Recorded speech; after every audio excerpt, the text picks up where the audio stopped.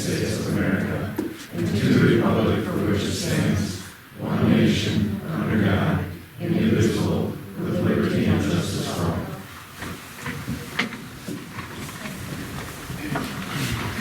Start with roll call. Mayor Manning. Here. Brenneman. Here. Keel. Here. Monahan. Here. O'Hara. Randall. Here. And Jones. Here. All right, do we have any motions to approve the agenda? So moved. Second. Motion is second, any discussion? I will vote. All in favor? Aye. Any opposed or abstaining? Next, we'll look for a motion to approve the minutes from December 7th, 2021. Motion approved. Second. All right, discussion. All right, all in favor? Any opposed or abstained? All right, next we got bills submitted for payment.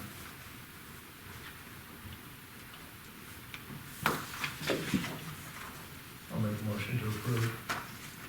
Second. Discussion. Just a question on the siren package, is that a new siren or just replacement? It's the new one, it's gonna go up by Nicholson Road there at that lift station. Oh, sure. Yep. Sounds good. We had that in budget this year. Any other questions or discussion?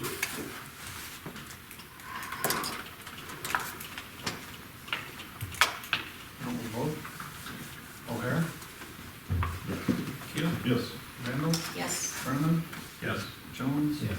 And Monahan. Yeah. Okay. All right, next item we got is public comment.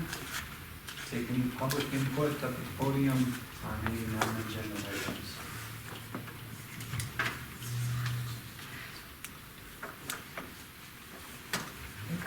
I would have you come up to the podium and state your name and address for the, so the camera can. Cindy Meyer, Hartford Township, and I'm just wondering, do I give my comment now, or it's in regards to cannabis? Do you want me to wait until that item comes up?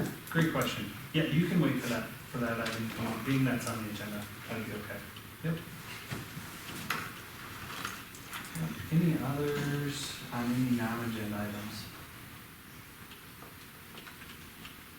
All right, we will move on then. First thing we got up, second reading of ordinance 721. It's our 2021 supplemental appropriation. My understanding, no changes in there from last time from Nope, first no reading. changes since first reading. Make a motion to approve ordinance 721. Second. All right, discussion? We'll vote. Monahan? Yeah. Jones? Yes. Brenneman? Yeah. Randall? Yes. Keel? Yes. O'Hara. Yes. We got second reading of ordinance 722, our redistricting, also no changes. Yep, no. I'll make a motion to approve 722 as presented. Is that Mark? First. Mark. First is Second. Gotcha. Mark. I didn't- All right, any discussion? I will vote. Randall? Yes. Keel? Yes. O'Hara? Yes. Monahan? Yeah. Jones? Yep. And Brenneman? Yes. All right, we have a resolution in there. We need this as a resolution so that we can officially appoint our representative to SMGA Advisory Board. Go ahead, Teresa. And as you know, Makita Lakita combined this past year to the SMGA. And when they did that, they developed an advisory board, and basically anyone from their membership has a person on that board. Amy Farr is our member on the advisory board right now. Each year, they will appoint these going forward, and so now for 2022, this resolution basically states Amy Farr is going to be Hartford's representative on the advisory board for SMGA. I would be her alternate if she was unable to attend it.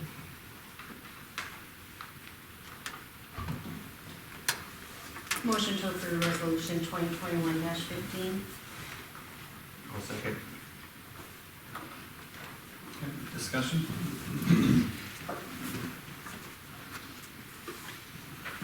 Vote. Brenneman? Yes. Jones? Yes. Monahan? Yeah. O'Hara? Yes. Keel? Yes. And Randall. Yes. We've got resolution 2021-16, transfer reserve funds from the general fund to the Vandemark project fund. Basically, the Vandermark project fund, at the end of last year, all of the cash that was still in it, we had transferred to the general fund, thinking the project was completely done. We did, though, have a couple bills come in the early part of this year, so we need to transfer the cash from our general fund back to the Vandemark project fund to cover those. So this is just transferring the cash around to cover those invoices that we paid earlier this year. And then there's no more bills. This will completely close out the Vandemark project. Motion to approve resolution 2021-16. Second. All right, discussion.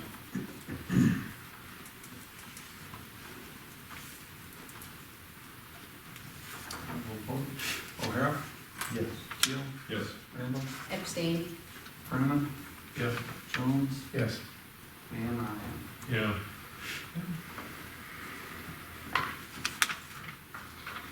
All right.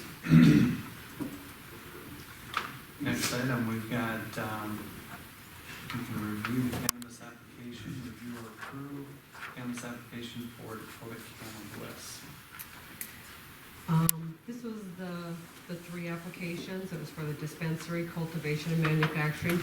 They did resubmit an application for each one separately, like they wanted, and they did fill in it in its entirety, or entirely for all the shareholders on it. And so all those new applications were put in your computer box last week when they came through for your review. They also submitted additional information on their odor control.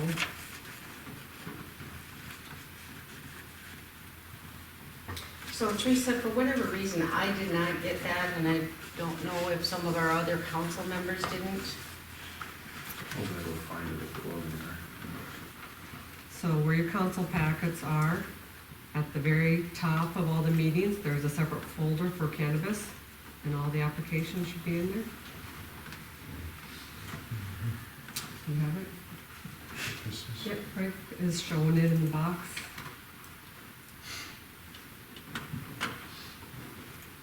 And it probably, since it's a file, it's probably at the very top of your screen.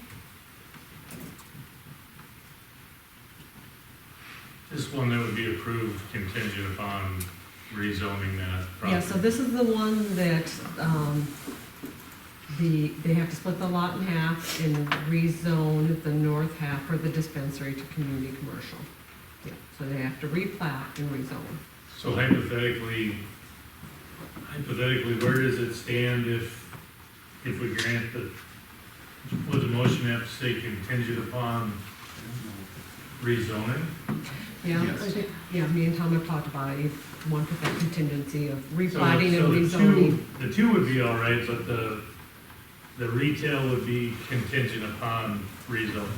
Yes, yep, the cultivation, manufacturing are all correct zone. Yeah. They have the correct area, they all comply, just the dispensary would be Are contingent. they all right with getting two and not necessarily three? They're here today, so. I mean, I'm not saying that's gonna happen, I'm just, Yep. I mean, that's a possibility. Nope, yep. We'd be okay with that, You'd be okay with that? yes, sir. Would we be able to possibly reapply for a different location that is already approved that doesn't need rezoning? I'm sure you get it, as long as there's a Yeah, license they available. found a, yeah. Make sure. To be honest though, I'd rather see us change the ordinance to allow retail sales in light industrial than change that piece of property to community commercial in an entire neighborhood of light industrial, is what I would rather see. Yeah, you'd have more of a chance having commercial property next to like residential versus light industrial next. This is just an odd piece of property, yeah, that just happens to be light industrial. But years from now, somebody's gonna say, why is it Right, light industrial, light industrial, light industrial, community commercial, light industrial, light industrial, and it'll just be one more mistake that nobody thought. Yeah, yeah, we definitely could look into an ordinance change if that's what the boards are open to. That's what I'd rather see happen. Has P and Z discussed this at all? This cannabis application, no. We haven't. I was just curious if they, Yeah, we haven't discussed whether changing, the ordinance, it would uh, be a zoning change, so they would have to, go to P and Z. But what's the downside? You'd have medical cannabis being sold in light industrial, Yeah, I don't, but I don't know if there's a downside. Is Gillespie's not light industrial?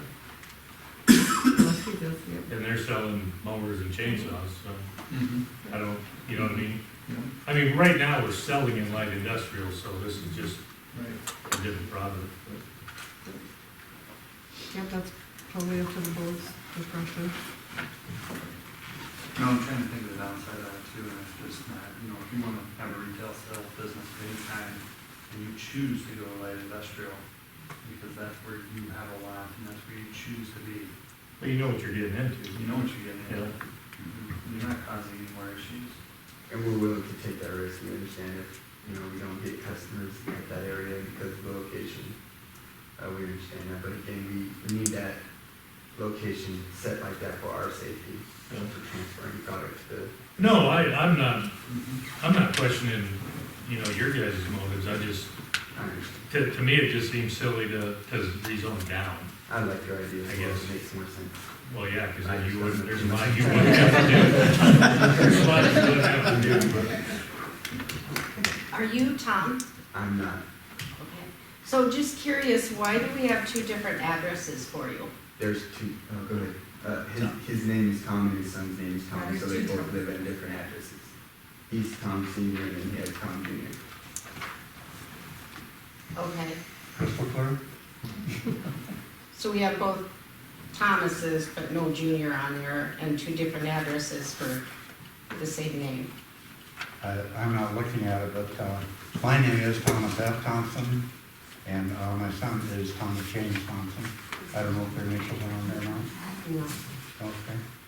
It's a good question, then. Would that be something we can update and fix? I have no problem with you adding it to the application.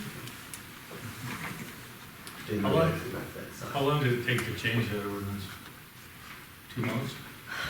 Probably, because it'll have to go through planning and zoning, and if they're agreeable to it, it'll have to go to a public hearing, and then it'll have to come to you guys for 2 readings, so it's about a couple-month process. By the time you put out all your notices and go through both your boards.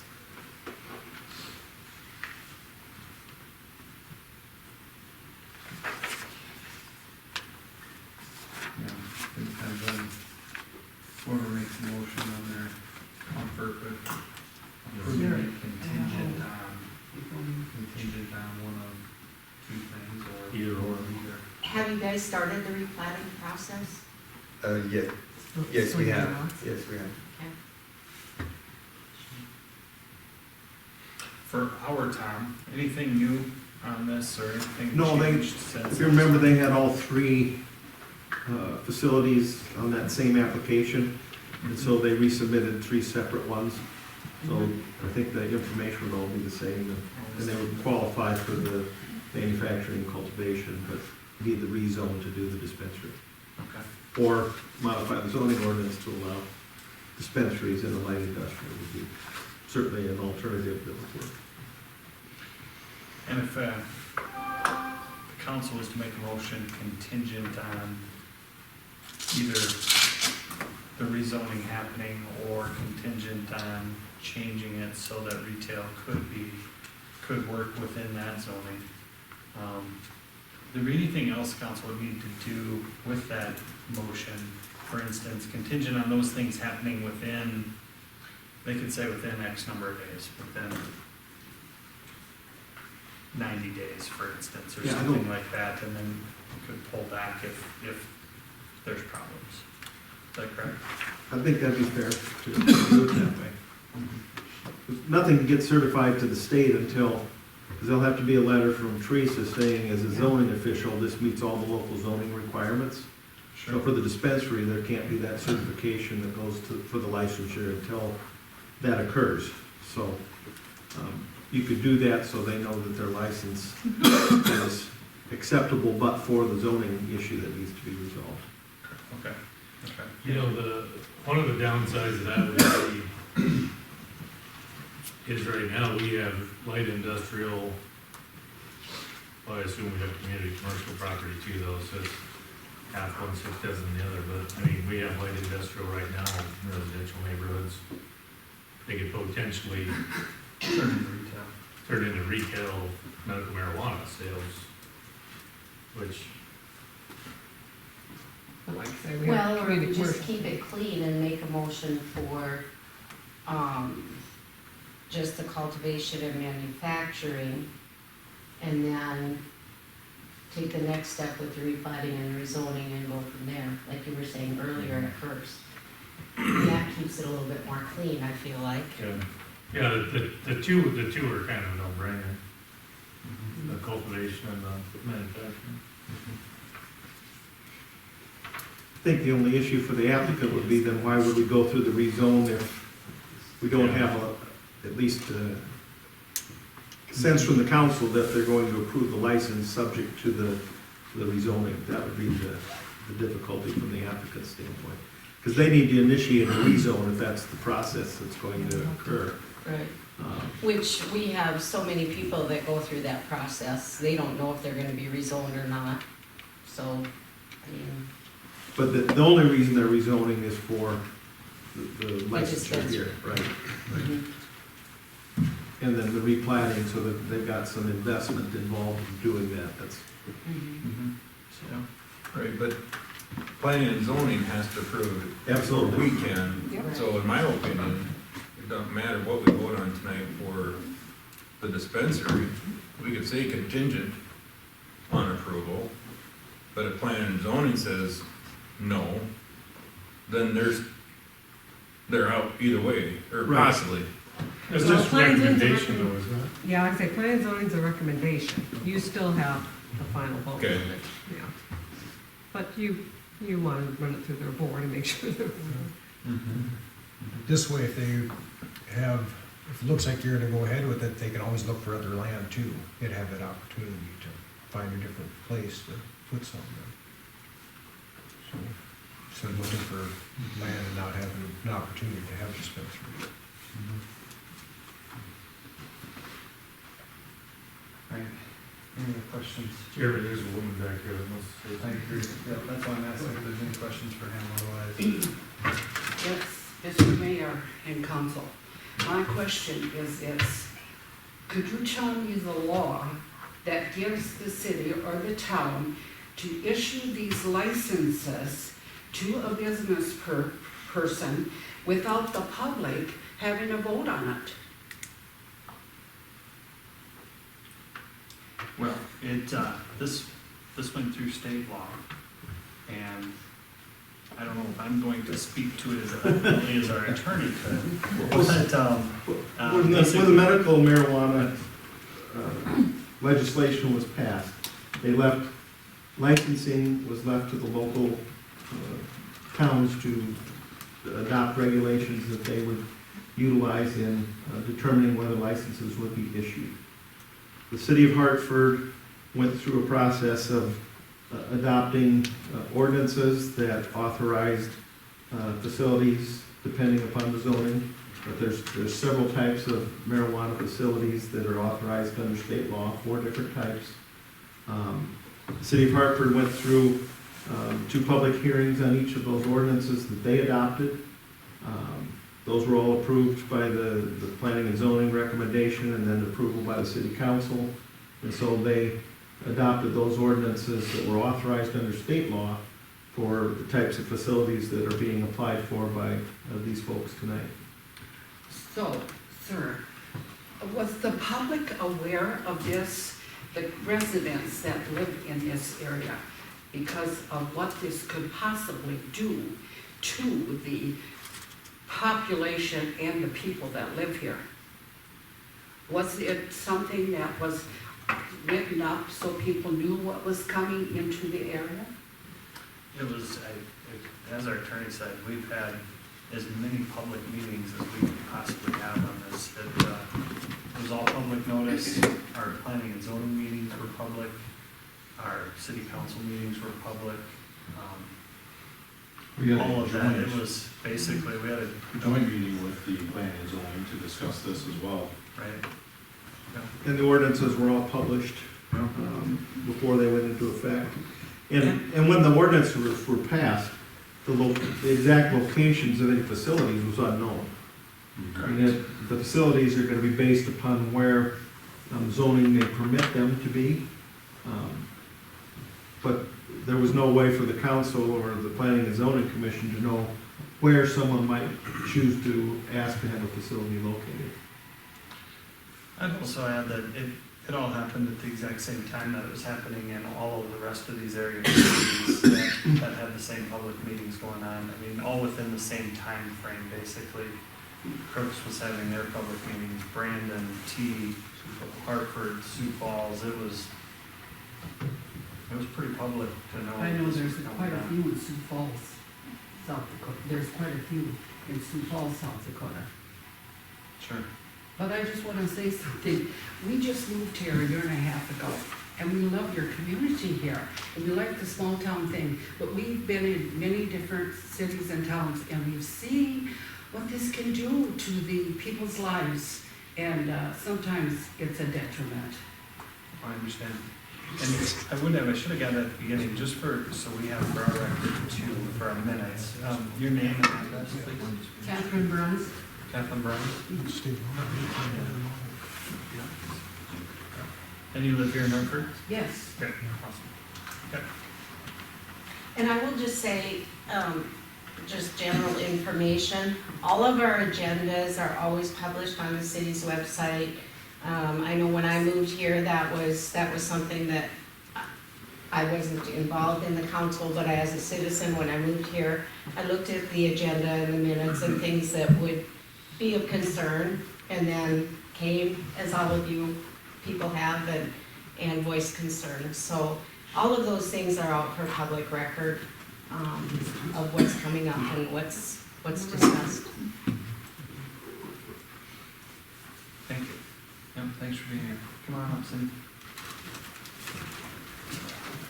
Okay, Cindy Meyer, Hartford Township, and this is totally intimidating, so bear with me. So, whether it is for medicinal use or legalized use, marijuana is a drug that can lead to addiction. And so, in saying that, it's similar to gambling. And when the casino bonanza started a few years ago, they came to Flandreau. It brought about additional revenue, but it also brought additional shoplifting, drunk driving, and crime. The additional revenue doesn't go to the town to combat the issues, but it goes to the Native Americans.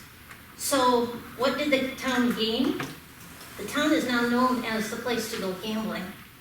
It lost its reputation of a small town community. Now it's known for its gambling. And so, are drug selling businesses what you want Hartford known for? Do you want your reputation to be known for welcoming drug dealers to your town? Thank you.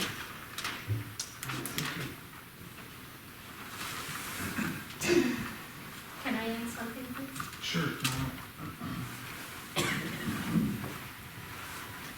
Victoria Obenauer, I live in Hartford.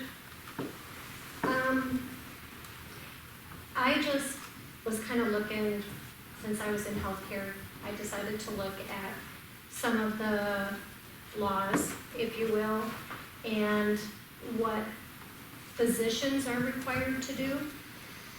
My question is do we have any physicians that are certified in Hartford to prescribe?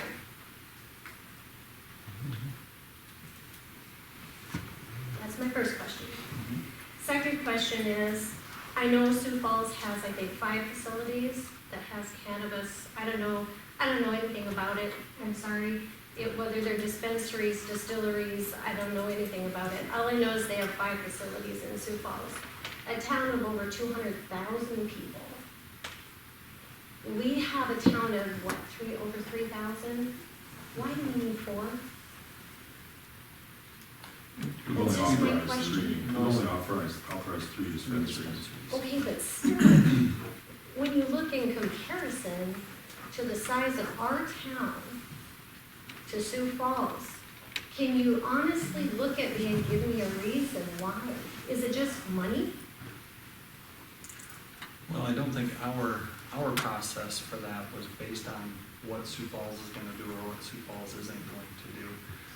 They had the ability to choose what they wanted. They had to do one, as all communities had to do this one. Many of the area communities around here chose to do 1, 2, 5. I don't remember all of the numbers, but we made our decision off of our own discussion with people in the community, people in the area. Sioux Falls chose to do 5. That is their choice. So you're saying every single town has to do 1? That's my understanding. By state law. That's state law. By State law, They every gotta offer one city, dispensary. Okay, so. for a dispensary, Okay, the so. retail outlet. So, okay. I just want to let you know what the laws say. I'm sure you guys can go in and look at it, what physicians are required to do.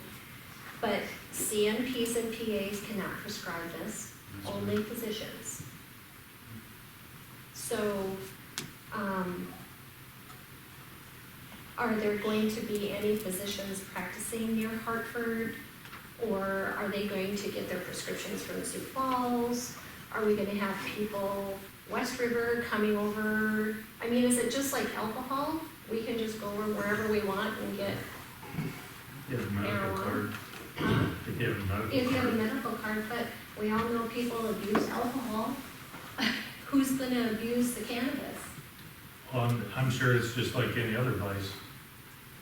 I mean, I guess I feel with the size of Sioux Falls in comparison,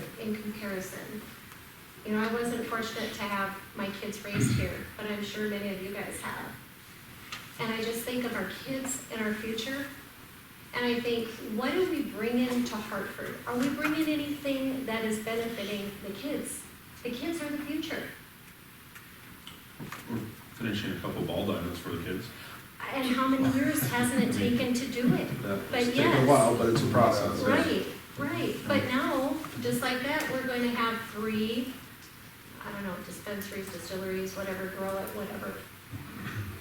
And so I'm concerned you guys want a family-oriented community, yet we have several liquor license, and I think distilleries going in. We have all this alcohol, and now this medical marijuana. What are we doing for our kids? That's all I got to say. Thank you.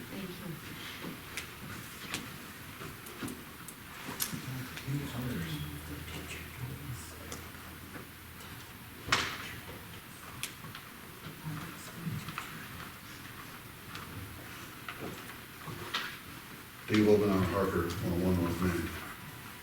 So my question is this, how many doctors do we have in town that can prescribe this?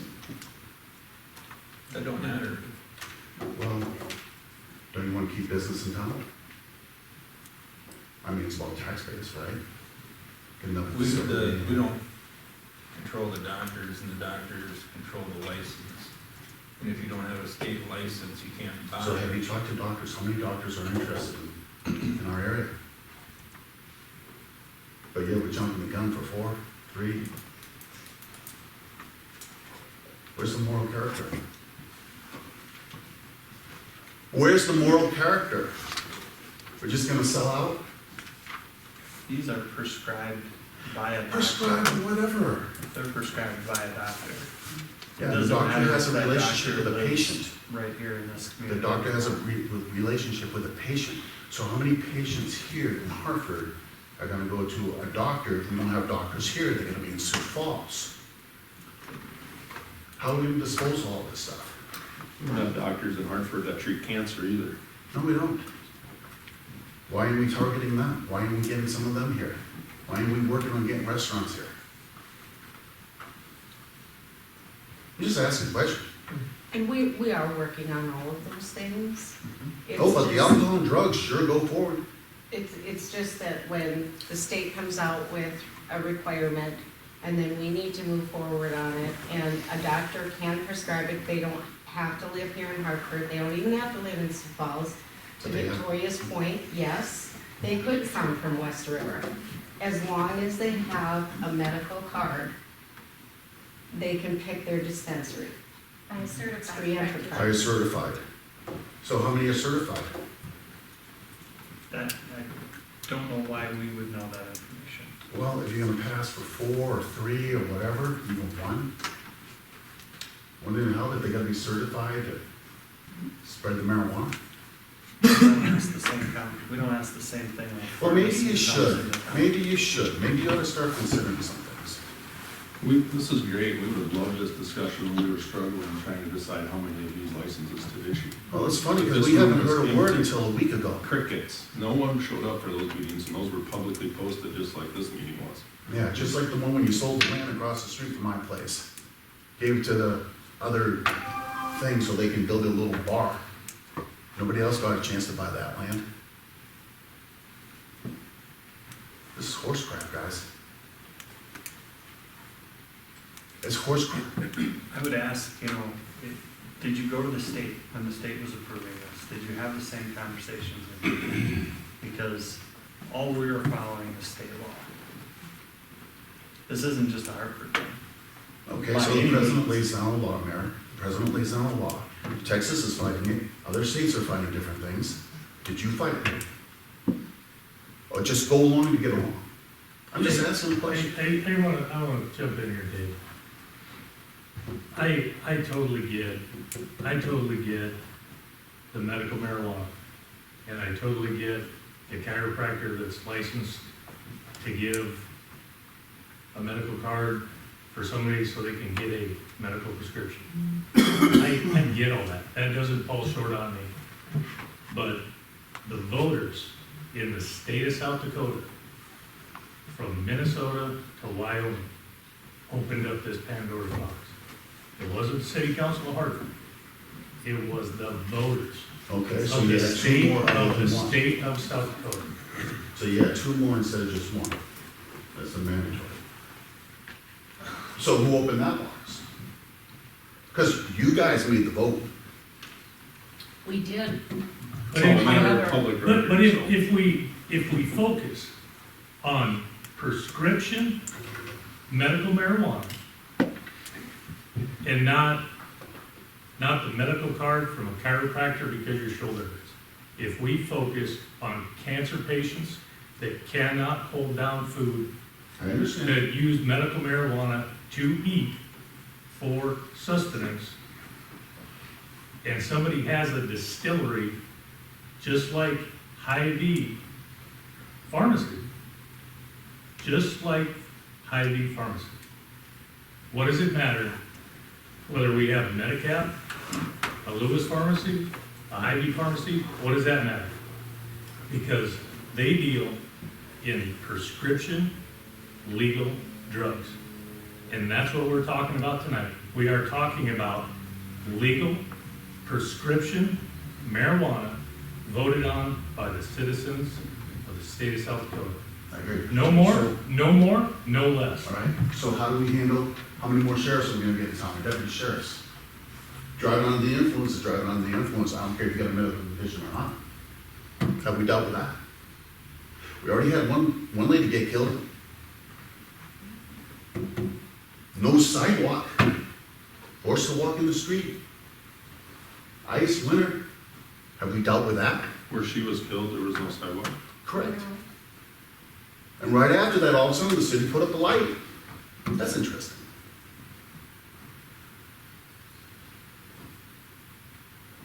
The light was there. Wasn't working. I got pictures. No. Well, impaired driving. Okay, so impaired driving? Impaired driving is impaired driving, whether we have 3 medical marijuana distribution facilities in this town or not. Impaired driving is impaired driving. And they're It is not, it is not for this city council to, I guess, micromanage. That's a personal issue.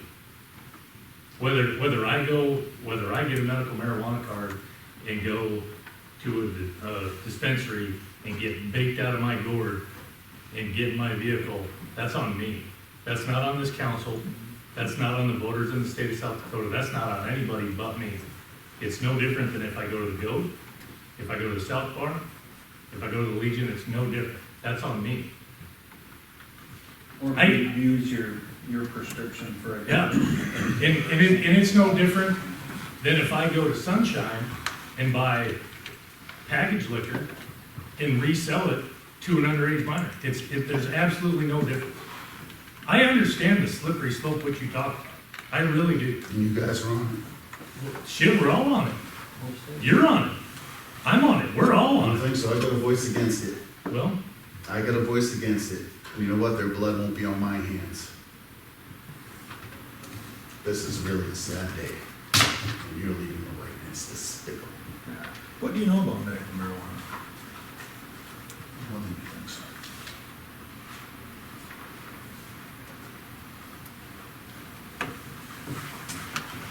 All right, any more items for cannabis? First, I'm gonna ask the council, any more items on the piece that's in the agenda?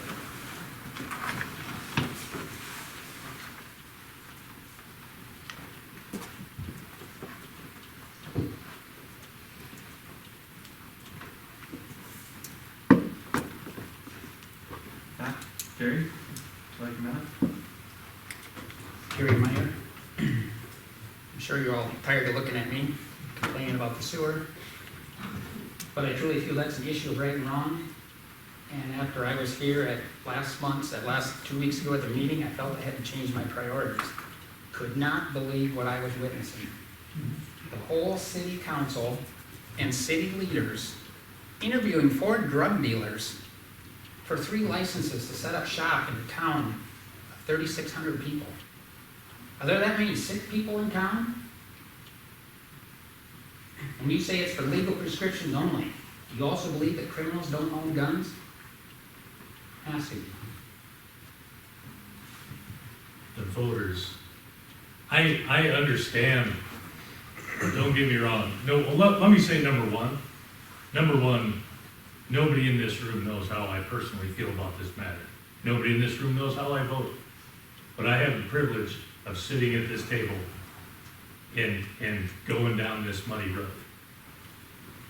And just to play devil's advocate, regardless of how I feel, and I get the arguments. I get everybody's arguments, because if I wanted to argue against it, I would go through the ditch and out in rhubarb, and I would talk about these same things: drug abuse, kids, impaired driving. I would talk about all that. But the fact of the matter, the facts, the voters in the state of South Dakota, just like Colorado, passed this. I didn't pass it, the voters passed it. Just like the voters put Kristi Noem in as governor. Just like the voters put in representatives for District 9. The voters do that. This council don't do that. I don't do that. The voters do. Okay, the voters passed it. So the voters passed medical marijuana.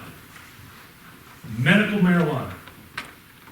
Period. Not recreational, medical. But if you say, even recreational. Yeah, they did pass recreational, but that got tied up. So the state legislature does what they do. And then they say, hey, everybody's got to get on board because we are in the state of South Dakota. I understand your argument. Why do we have 3? That's a good question. I don't know if I was here that night. I don't think I was.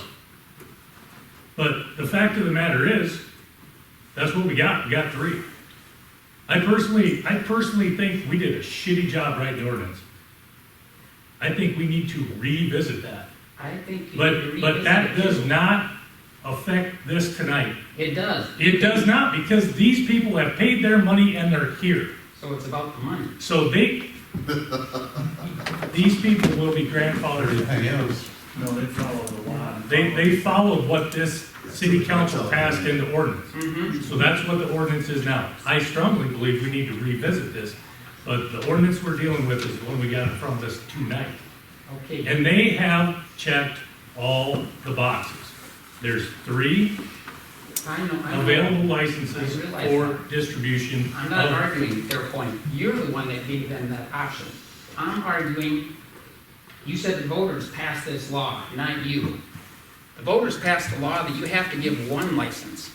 You passed the law that you're gonna give 3.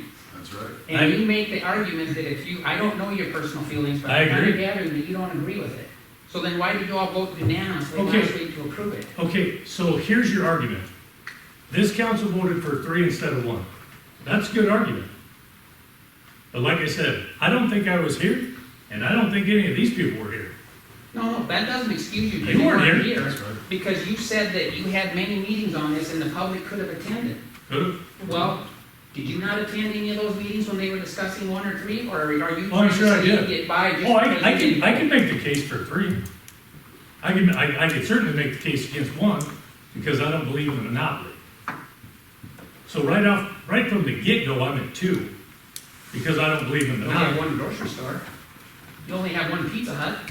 So if we had 2 You only grocery have 1 stores. chiropractor. Is that a Mark, monopoly? you mentioned Hartford, we are clearly in it. Yes, we are. Yeah, I apologize. And for Victoria to say, what about the kids? You actually had a joke about it and say, well, we've got ball diamonds for the kids. We just added those, sir. It was a joke you made. You think this is funny. A joke. Yeah, you looked at her and you laughed, but we got ball diamonds. So why I was laughing because You were There's laughing nobody because focusing on that's the what you positive. do. there's nobody focusing on the positive. Oh, that's People all the always come up to the positive. negative. So we got 3 The drug positive dealers in is ball town, diamonds, sir. but we got 3 ball diamonds, so that's a, Oh, there's That's- gonna be 4. oh, so we got 4 ball diamonds. Okay, Okay, that north and changes south. the whole story. I don't know how, really, Alright. just how dialed in you are with Well, what's going on in our What, community. That's I was all. here last week, I was dumbfounded. I was texting my wife saying, I can't believe what I'm witnessing. The only concern was smell. There was no concern for what's morally right. There was no concern for addiction, break-ins, armed robberies, the West Central students, safety of the town. I didn't hear one argument there. The only argument I heard was, we don't want to get phone calls from our ward people complaining about the smell. There was no concern, the one dispensary is gonna be next to 2 residentials. The only concern was smell. You weren't concerned that somebody might break in and shoot them. That's not a dispensary. So we're talking about Jeez. medical marijuana here. We're not talking about drug dealers, we're talking about medical marijuana. So As you a believe that nurse, criminals I don't am have going guns to either? say to you that I have seen the positive results of medical marijuana for people who have cancer, for people who have long-term illnesses. And you don't think And 5 tonight, we're dispensaries in talking Sioux about Falls? medical marijuana, and we're talking about these people having paid their money, checked the boxes, done what they need to I do to can't be undo medical that. marijuana. Actually, that's on you, I dispensaries. can't undo that. Gary, But you say the Gary, people- unless you stop interrupting, I'm ready to sit down. Okay, finish. So my point is, tonight we are talking about medical marijuana. We need to stay focused on that. We need to stay focused on the fact that, as Travis said, we had discussed this. We didn't know how many dispensaries to put in, although we were all in agreement that 1 is a monopoly. So we were all at 2. But we had no input from the public. We had nobody showing up, even though it was on the agenda, even though it was out on the city's website. Sioux Falls, you had to have seen it on the news and know that it was coming about in the state of South Dakota. But nobody came to say, hey, we think you should only have 2, or we think you should only have 1, or you should have 5. Not a single person. If I was sitting in your chair, I would hope that when there's something of this importance, I would make sure that the public knew about it, not just put it in a little blip on the website. And your comment about that all your minutes are published, I've seen them published in the Minnehaha Messenger. You practically need a magnifying glass to read them. They're also on our city website, and they're also published on YouTube. And what about people who don't have a computer or look at the website? You just assume that Do they not have You access to take the no public res- library? you take no responsibility. It's all, you put all the responsibility on the citizens. I have nothing else to say. I just think, where are your morals? I don't know what happened to the morals of the city of Hartford I grew up in. Drug dealers, you're letting drug dealers come to town, and you think it's wonderful. I think you sold us out. Money is more important than your morals. I disagree. I want to go on public record. I disagree with you, Gary. We did not sell anybody out. There are people that need this. 3 of them? What's the matter if there's 1 or 100? If people are willing to drive over here and get stuff that they need, and there's people willing to sell it. If you want to open up a Pizza Hut in town, why would I stop that? That's competition. That'd be fine. I don't think comparing pizza to marijuana is You did. quite Compared to the pizza But and monopoly. in the grocery store, so why can't? That was because you said there's a monopoly in town with only I one. didn't say it. Yes, well, whoever said it, you said you had a I said monopoly. we're against the monopoly. You shouldn't have allowed Pizza Hut to come in unless you had 3 of them in, if you were worried about monopoly. We don't regulate Pizza Ranch or Pizza Hut. See, We I issue think you're an licenses. ADD. You're We missing the point. issue licenses, I think just like consider- liquor licenses. You missed the point. The sky is clearly falling, and we haven't hidden it from the public. We didn't get to this point just yesterday. And I don't know how you live in the state of South Dakota and miss what's been happening over the last We didn't miss it. months. We did miss it, but I can't, but obviously, that you want 100 marijuana shops in town. Oh, we don't, so. He's a master at taking our words and twisting them. And you're a master of joking, making a joke out of everything. Everything. And I find that offensive. Yeah. BJ Olson, Hartford, South Dakota resident, 19 years. I couldn't sit over here and watch the council get blasted because I'm a resident of this city, have been, like I said, for 19 years. I've only been a dispensary license temporarily approved until the state approved me for 2 weeks. But to Jeremy's point, I mean, unless you live under a rock, how do you not know what's going on with marijuana in the state of South Dakota? I was involved from the beginning. I went to the public, the planning and zoning meetings. I went to the city council meetings. I didn't see any of you guys here. I was actually hoping to see somebody that had, opposed medical marijuana come to any of those meetings. I was the only one that came, and I'm forward, right? No one came to challenge. Because I would have loved to address some of those questions, because I live in this town too. I have kids in this community. I've lived here for almost 20 years. I'm the one that has to face the community at church, at school, at city events. And it is my belief, and it's very important to me, that we do this all correctly. And I was the only voice for any of these people to hear why they were doing their zoning. So I understand why they'd be like, well, okay, one's a monopoly, because if only one person shows up that has any interest in it, then, it can easily seek a monopoly. But if somebody would have came in and said that they were opposed, we could have had this conversation so that it doesn't get to a change where there's 3 licenses available. Because if somebody would have came in here from the beginning opposed, maybe we'd have been just only at 1 license available. But now, because no other interest, this is where we sit. So what I asked the city, and the city council's been doing a great job. I have to say, they've been doing a great job. They've done their research. I've been here every step of the way, probably pushing them a little bit further and faster than they wanted to go, but I've been held back because they want to make sure that they get it right. They want to get it right for our community. It hurts me a little bit to say that, we're not doing anything for the kids. To Travis's point, we're building up a ball diamond up there. How many years in the making? What's that? How many years in the making? A lot. Trust me. Out of anybody here, I'm the one that's been in front of this council more than anybody trying to get that thing done. And now we have an opportunity to do so because we're allowing new industry into our community.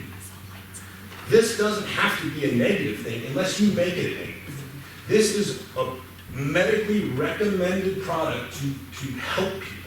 Whether they have a depression, whether they have, pain, whether they have ailments, whether they can't eat. Are you saying something to the city, or are you talking? I'm talking to everybody in this room Okay. who wants to listen. Is it, Dave, are they supposed to approach the Yep. city? So he's fine. You're not from speaking over there, but he's fine. the city has opened up this opportunity to really do something good for our community if we do it the correct way, right? And I want them to do it the right way just as much as anybody else. But until somebody actually shows up and starts caring, I mean, they're kind of at the 1 yard line, and now everybody else comes up and say, hey, stop. Kind of late. Should have been here sooner. I don't know what more the city could have done other than shut off fireworks every Sunday night to try and get people, at one of the meetings to say, hey, we're talking about cannabis. But I'll close with this. I mean, you guys have done a great job. If there's anything that I can do to help with easing the council, easing the community, easing the city about medical marijuana, absolutely, 100% let me know. I know the question came up, where can you get a medical card? You're right, Avera and Sanford aren't supporting this as of right now, but they're not the only medical facilities in the state.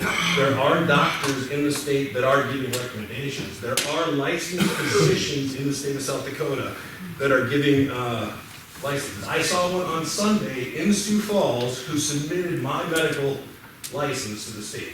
So it does happen, it is happening, and it's all 100% legal. Thank you.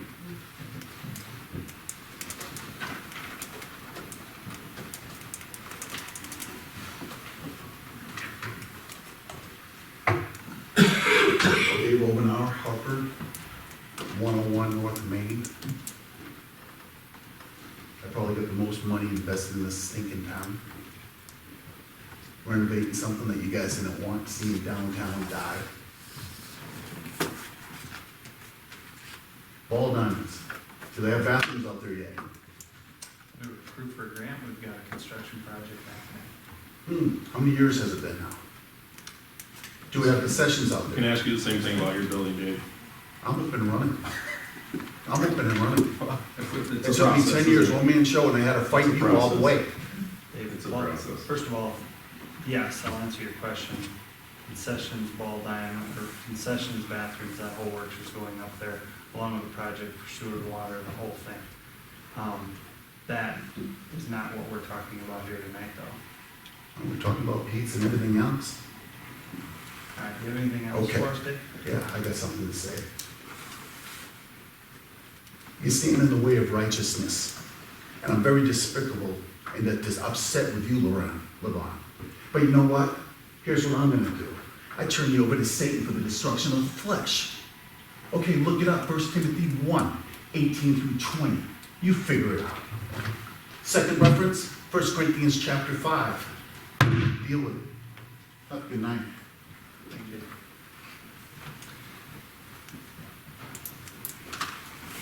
All right, we're gonna get back to our agenda. Keep things going. Do we have any other questions, comments, or discussion from the council on Dakota Cannabis and their application that we have in front of us right now?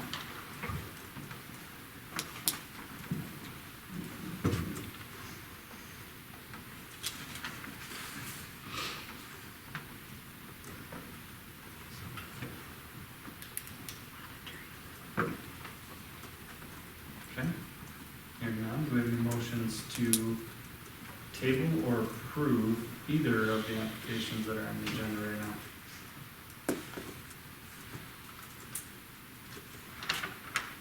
Right now, we're on Dakota Cannabis.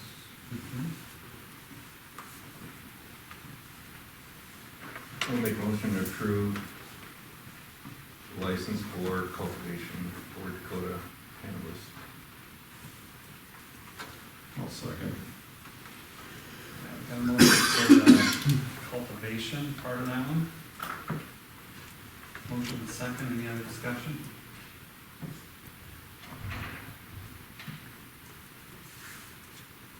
Okay. We'll vote. O'Hara? Yes. Teal? Yes. Randall? Yes. Brenneman? Yes. Jones? No. And Monahan. Yeah.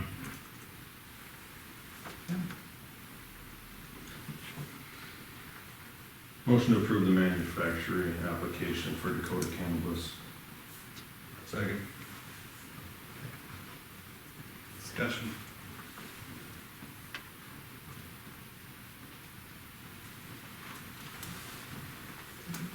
Monahan? Yeah. Jones? Yes. Brenneman? Yes. Randall? Yes. Keel? Yes. And O'Hara. Yes.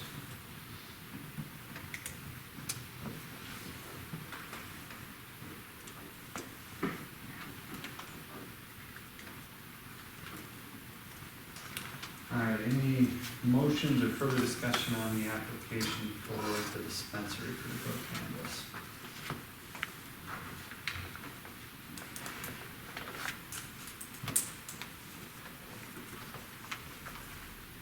Sir, how far in the replat process are you guys? Oh, you come on up. We have everything, we have all the blueprints, we've already submitted that. So you've had an engineer replat it? Yes, yes, sir. We've had it surveyed and, to our knowledge, we're 100% ready if you approve us. So you're ready to go to planning and zoning for, ask for a Yes. rezone? Yes, I am. They did submit an application for the rezone, but of course that has to be publicized, you know, and then go before the P and Z board first for 10 days, yeah. But they did submit an application for that. I do have a question. Should have asked this earlier. I apologize. What's your traffic expectation for both trucks and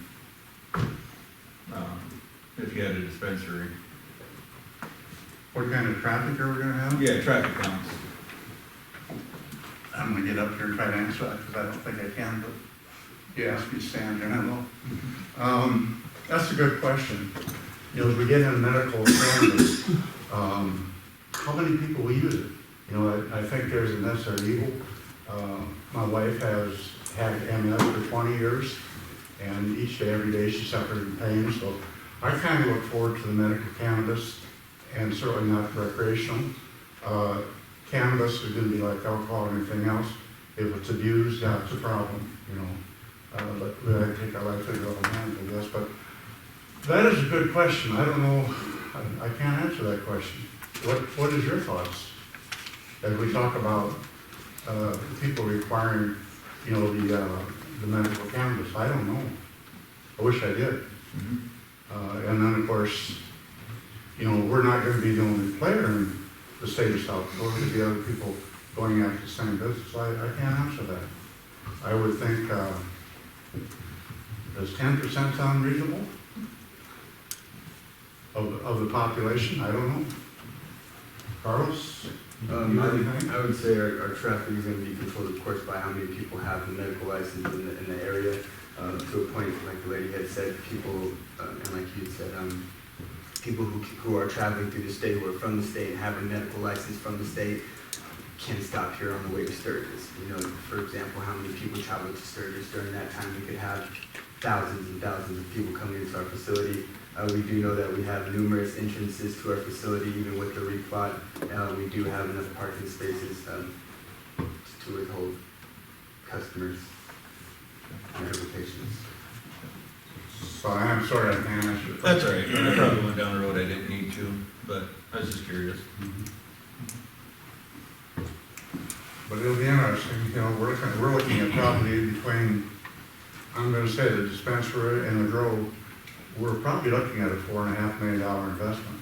You know, the buildings are one thing, but the interior is something else again, so it's a major investment on our part. So I would appreciate you certainly approving the zoning for the dispensary, all of everything else you do. Thank you.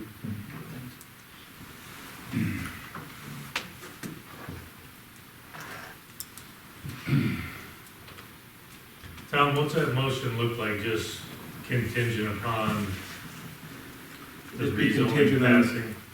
rezoning, or I suppose, it'd be contingent on meeting the zoning requirements.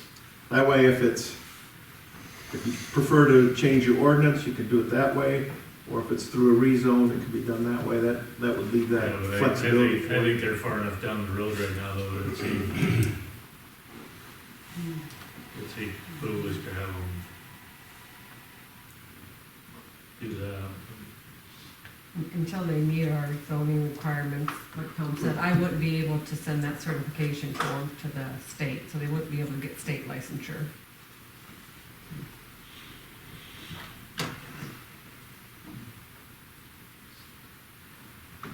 And these all, they all have to get state licenses after Correct. they get a city. Even after we approve, they still gotta go through the state licensing. Yeah.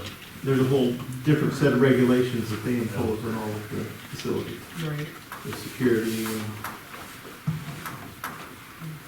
So if they fail at state level, that's it? Right. Right.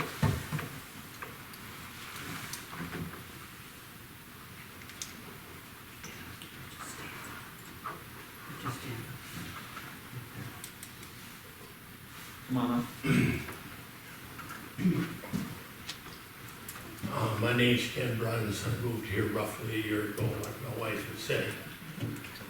I'm in my 80s, and I grew up in a small town, and in that town, there was no drugs, but there was alcohol, a lot of it. It turns out that supply and demand is what takes care of most businesses. Either it's a profit or it's not. And I'm not gonna debate anything, because I don't know what's going on, to be truthful, in this community at this time. But I like the community. We moved here because we wanted to get close to medical and things like that. Not medical marijuana, but medical doctors. My feelings is we have to take a good look at the future. Because when Colorado went to the point where they went from recreational, went to recreational. I have a friend that lives in Durango, Colorado, and he says, we had medical marijuana, we didn't have any problem.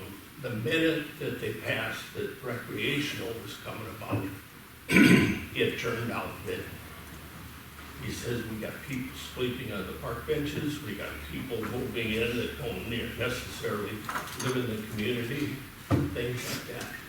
So I think what we need to do is take a good look at the future. Not necessarily for me, I'm 80 years old, but for the young people. Thank you for your time.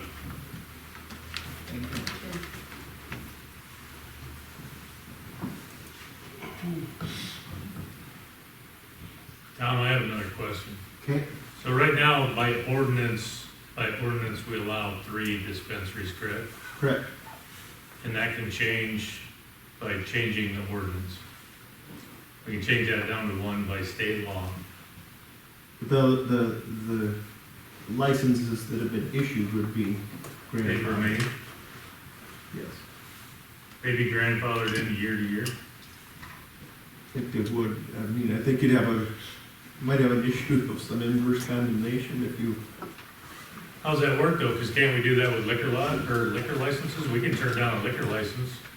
reasonable location, or suitable person, suitable location are your criteria. It's gonna be something similar to that here, if they meet criteria, the renewal's gonna be, have you violated the state regulations? What was the first one other than suitable location? Suitable person, the applicant. Suitable if that- person, suitable location. Right. There's background checks that are required for all of the applicants as well. But how, okay, so again, just to ask questions, what this council deems as a suitable location, who's to say that 4 years from now, the next council won't deem something as a suitable location? If it's the same location, it's gonna be hard to say it's not suitable because it's, So the opinion doesn't change with the council, the first council that says it's suitable, that stands. yes, I mean, Future councils can't undo that? the renewal is, I mean, there'd have to be a significant change in the whole area, I think, before you can even question the location. Can I ask a question? In regards to what you're saying, once a business moves in and builds a facility, how do how do you tell them they can't? You run them out of town. They put several $1,000s into building a marijuana facility. It'd be like telling Ace Hardware next year, we're not gonna renew your, how can you undo? I'm asking it seriously. You're talking about. That's what I was asking That Tom, was the seriously. question. Okay, but your question is, your answer I thought was yes, you can undo it. You can change your ordinance, You but the license holders are going to be able to have their licenses renewed. You can't, So so you once can't they change- close their business, for example, Oh, and left town, then you'd be down to two. okay, so You that's change the your ordinance only, one, and then. so through attrition is the only way you can back it Attrition down. would be the way it go backwards, That was yes. my question.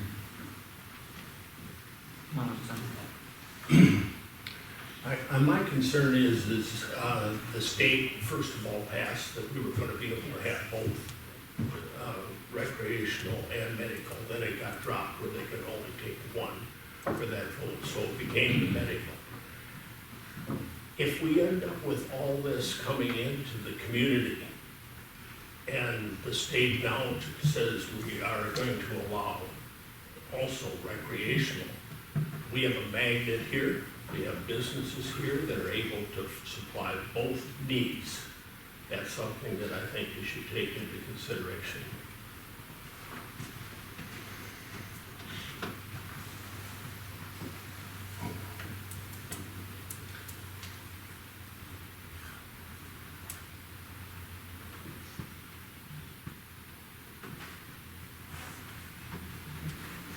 All right, do we have any other discussion?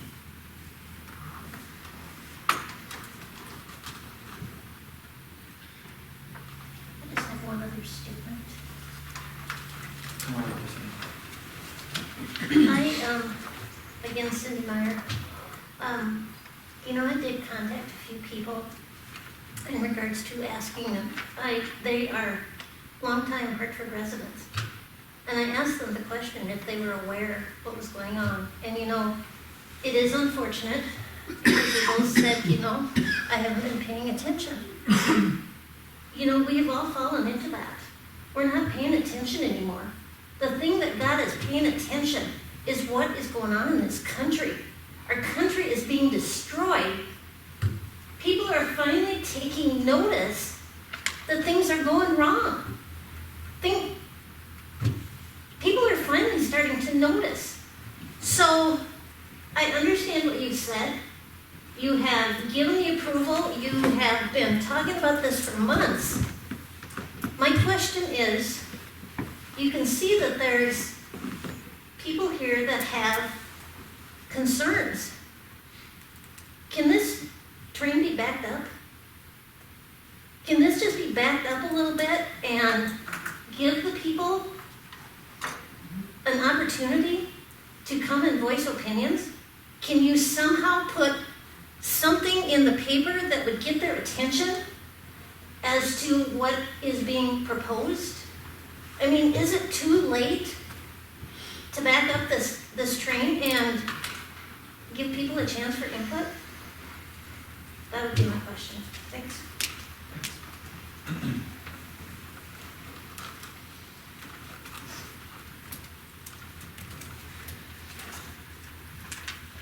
All right, do you have any motions, any further motions on Dakota cannabis? You have another And we're question? gonna keep moving on? Okay, we're gonna hold on, and I need to talk to the council for a minute. We barely touched the agenda tonight, so I appreciate it, but do we have any motions for Dakota cannabis?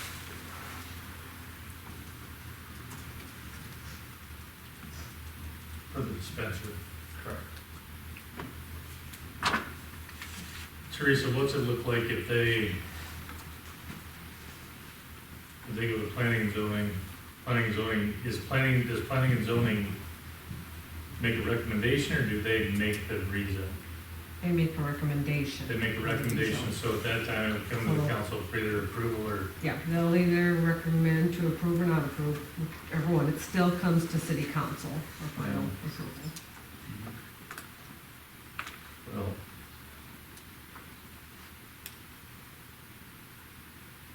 as money as this water is getting tonight, I'd feel a lot better voting on the dispensary after the recommendation from planning zone. Instead of making a contingent motion, just to do it clean, so. I agree, I'd rather approve a application that was, Already community commercial. Right. Yeah.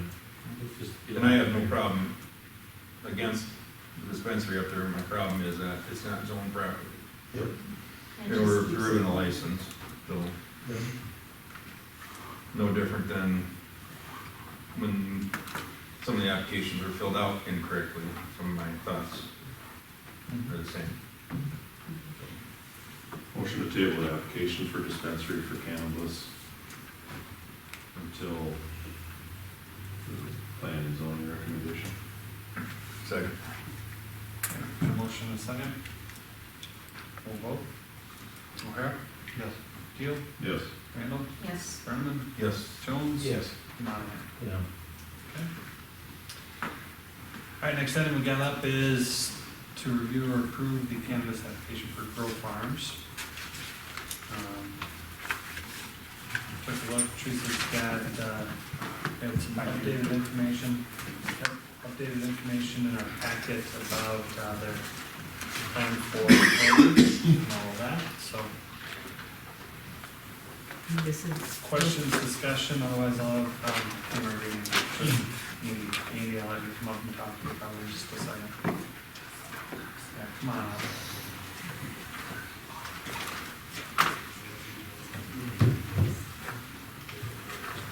Notes this time.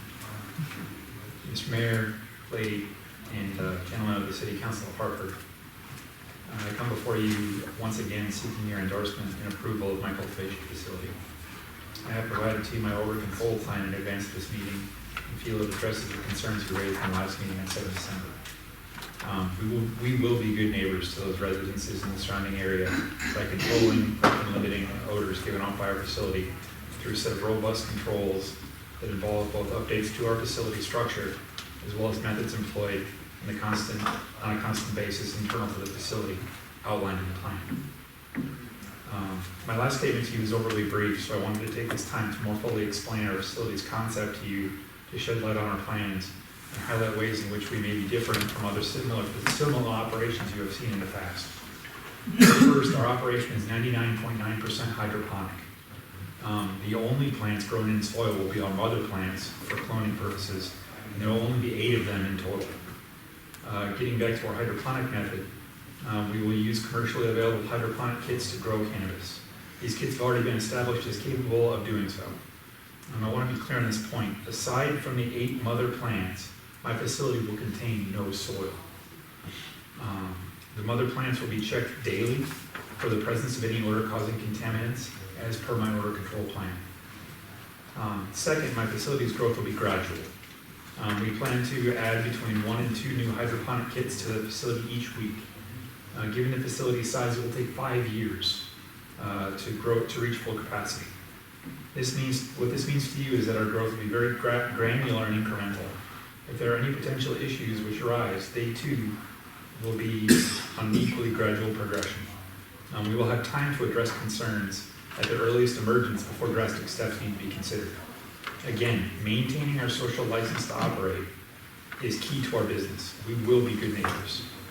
I have on my executive team the position of Chief Compliance Officer, whose responsibility it is to ensure that our controls are followed as written. As owner, I will personally respond to any and all complaints from our neighbors regarding our operation, and they will be the center for odor or for any other topic to ensure they know my face and name as their point of contact as the business grows. Next point I want to mention is jobs. Just like the gradual progression I spoke about in the journey to full capacity, so too will we be gradually adding jobs to the city of Hartford. Once we reach full capacity, we will have 32 full-time workers in the facility with a weekly payroll of about $70K, 19.6 for our second facility, and $52K for our first facility and the head shed. The lowest level employee, the cultivator, will be compensated at a rate of $25 per hour, 40 hours a week, and provided with full benefits. These are good paying jobs, and require no specialized training or knowledge to start. The only thing I will ask of my cultivators as they begin work is the willingness to learn and work hard at their assigned tasks. Being a veteran myself, I will give preferential treatment to those employees or to those fellow veterans in the employee selection process. I will also give preference to job seekers in the Hartford area who want a good paying job with benefits and regular hours. Speaking of hours, as per our business plan, we will operate during normal business hours during the work week with no weekend work for hourly employees. We understand the need for work-life balance and will do all we can to provide a predictable schedule to our workforce. Another point I wanted to make is the method by which we will deliver our product to client dispensaries. We will ship our product to our client dispensaries directly and in our company vehicle. We are doing this to avoid traffic at our cultivation facility and to add regularity to our process. There will be no parade of traffic to our cultivation facility, and there will be no parade of, there we go. Dispensary owners looking to come to our facility to pick up our products. As we grow, we will have 4 delivery vehicles at maximum dedicated to delivering our products across the state of South Dakota. It goes without saying, but I feel it should be stated. We will be good corporate citizens and pay all our taxes on time and in full. We will become members of the Hartford Chamber of Commerce as well. Here are a few data points you may find useful as you debate the decision to approve my permit. At full capacity, in 5 years, we will produce about 288 pounds of saleable cannabis per week. Our facility contains 3,960 square feet of space usable for growing. At full capacity, we expect to have 18,000 plants in varying stages of growth at any time. At full capacity, we anticipate having 32 employees working in the facility, 22 cultivators, 2 lead cultivators, 7 executives, and the owner. Growth to full capacity will be on a gradual, linear basis over the 5-year growth timeline. I saw a lot of raised eyebrows at the last meeting about my plant count figure, and I wanted to take a moment to show you how I arrived at that amount. Each piece of hydroponic growing equipment can hold a total of 24 plants. It is 36 inches long by 14 inches by 46 inches tall. They stack too high, effectively doubling our capacity per square foot of floor space. The kits will be laid out in a grid as outlined in the provided site plan in 6 aisles of 2 kits each by 16 kits long. With stacking, there's just 384 kits in one bay and 768 kits for both cultivation bays. As previously mentioned, the 24 plants per kit, that's 18,432 spaces for plants. To restate what's been on sale already, it will take us 5 years of steady, consistent growth to arrive at this plant count. It will not happen overnight. I very much want to become a member of the Hartford community and bring credit to the town. I applaud your decision to allow cultivation within the community, and I'm looking to do right by your willingness to allow a business like mine to operate. In summary, I hope the council will see fit to approve my cultivation license tonight so I can begin the state licensure process and move expeditiously towards starting operations. Following state approval, it will take about 16 weeks to produce saleable cannabis with our process. I've already been approached by dispensaries looking to purchase my product so they can provide help to medical patients. Thank you very much for your time, and I look forward to your decision. What are your questions? I had a question on the weekly payroll. Yeah. There's 70,000 a week? Thereabouts, yeah.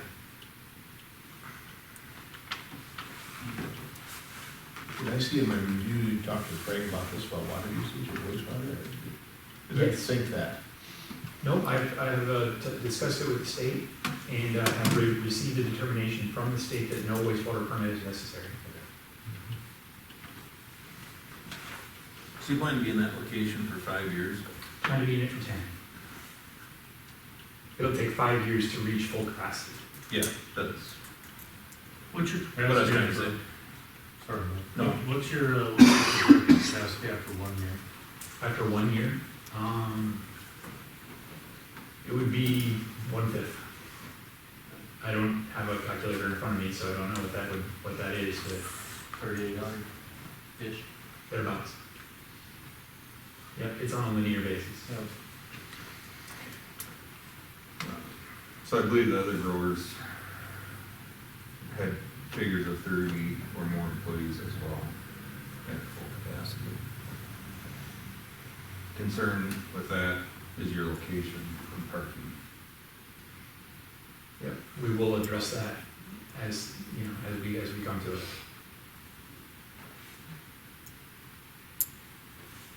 Oh. Well, we'd be either street parking or we would institute carpooling.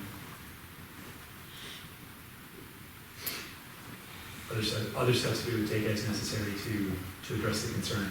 The bottom line is, you know, we wouldn't be parking in people's driveways, we wouldn't be obstructing traffic, you know, we wouldn't be a general nuisance to the city.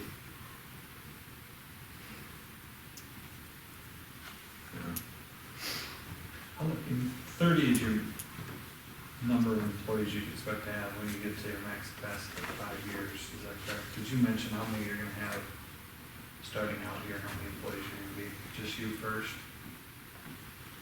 Where do you think you'll be at the end of 1 year, 2 years?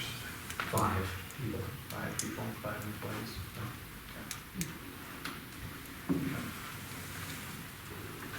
Yeah, I mean, it's not a problem now, but in 5 years, it's gonna be a big problem.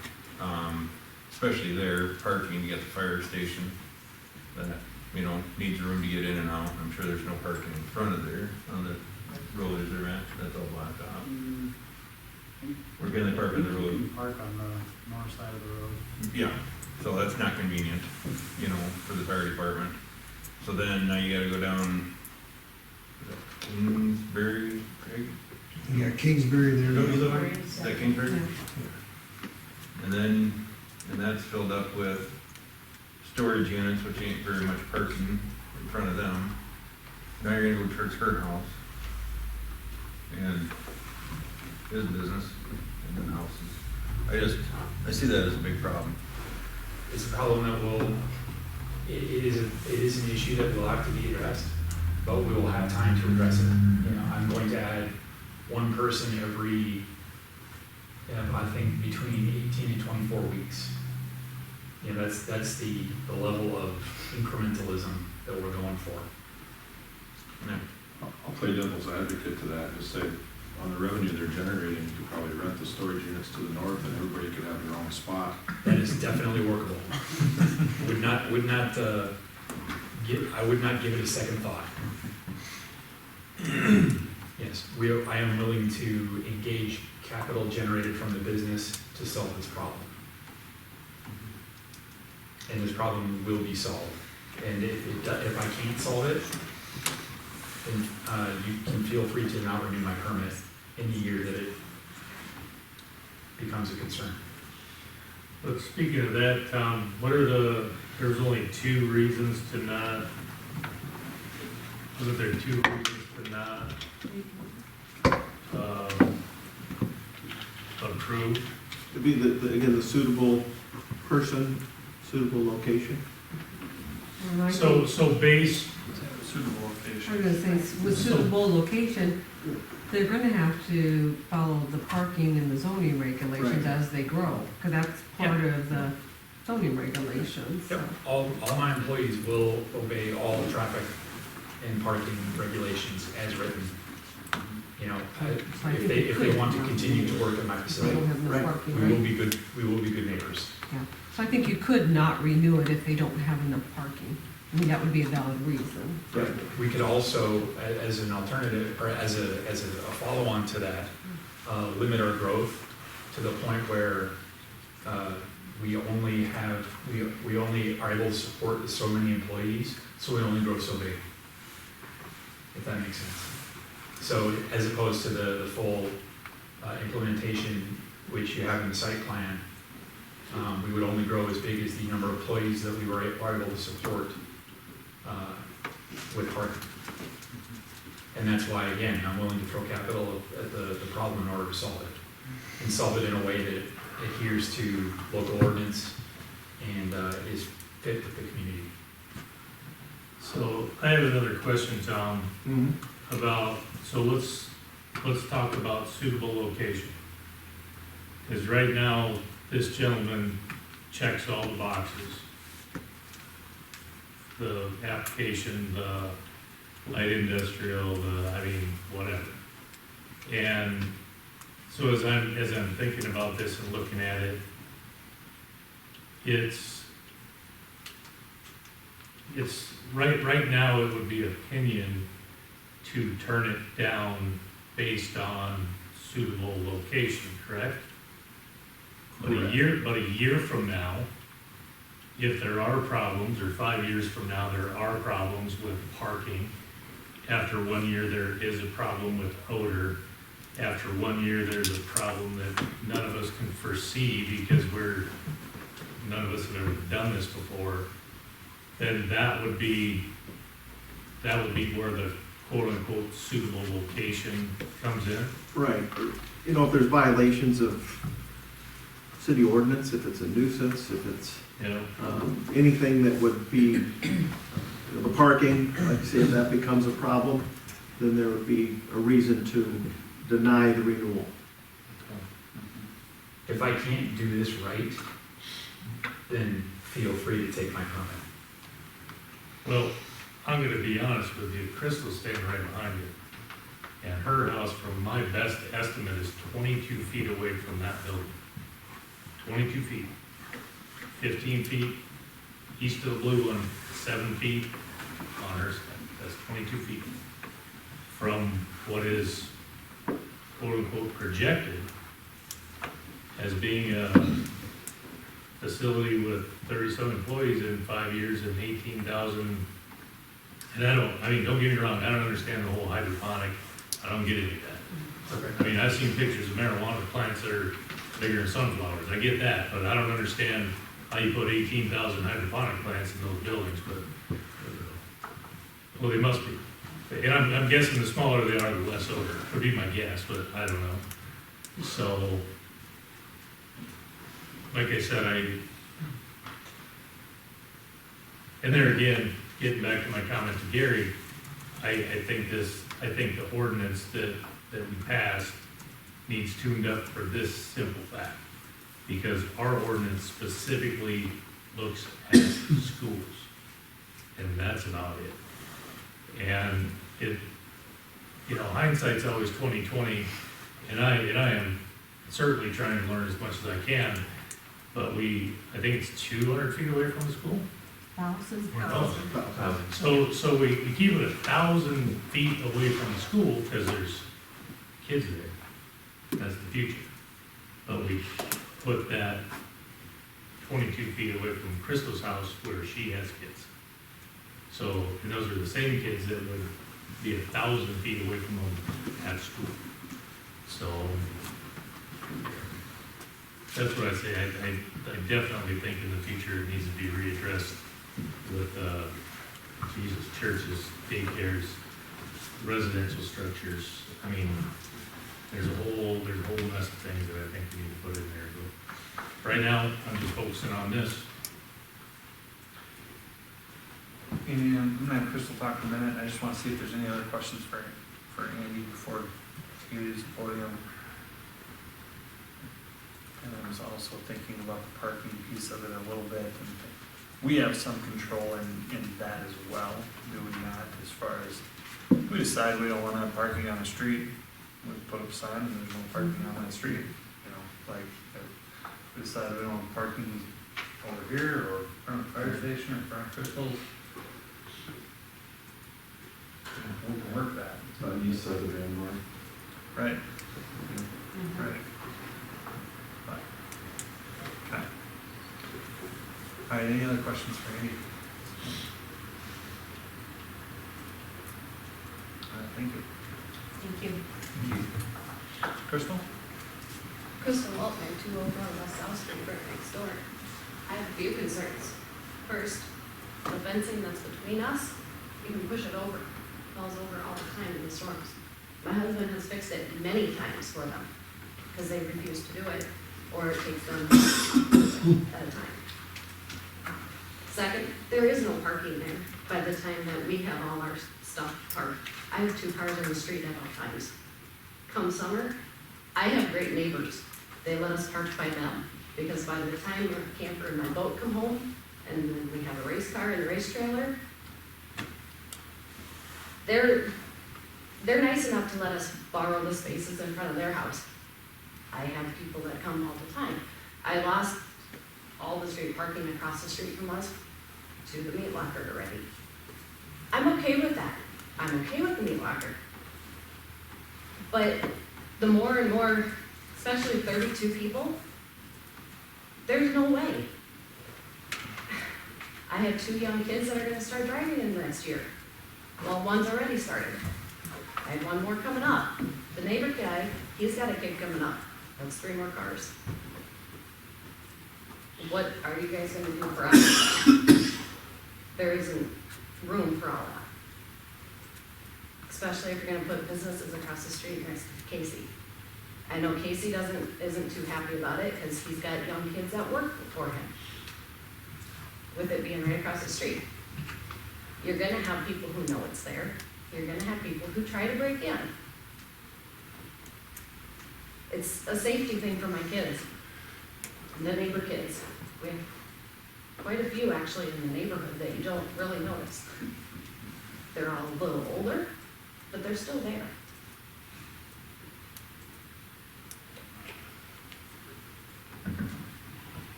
Thanks, Crystal.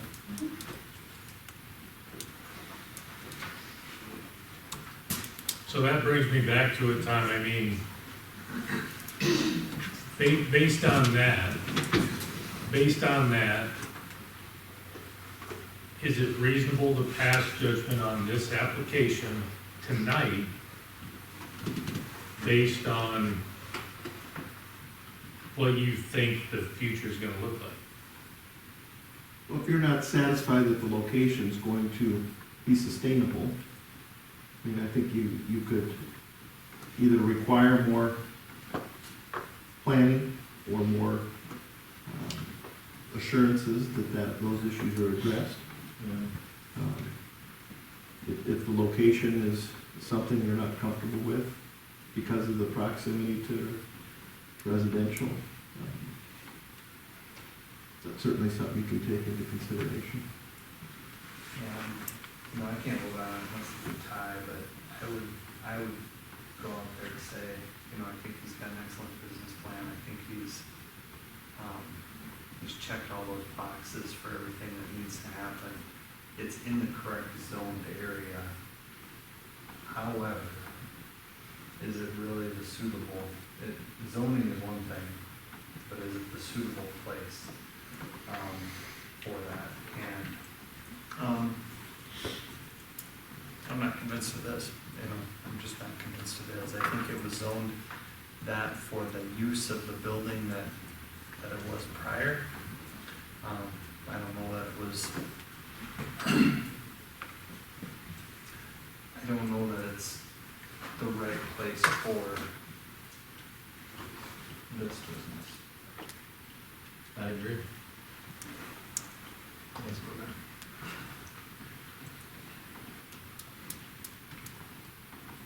But the city guidelines, he went by the city guidelines on light industrial. He's put a lot of time and money into this based on your guidelines. So if you were going to eliminate a property, it should have been done in the beginning.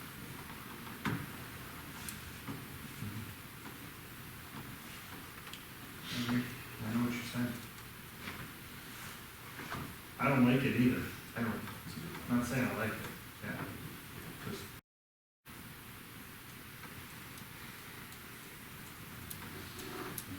All right, do we have any motions?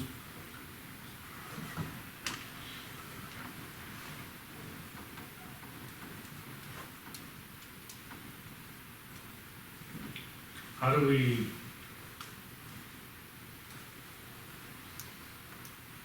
move forward? How does this gentleman move forward without losing money and securing a different or an alternative location? Can I address that? Sure.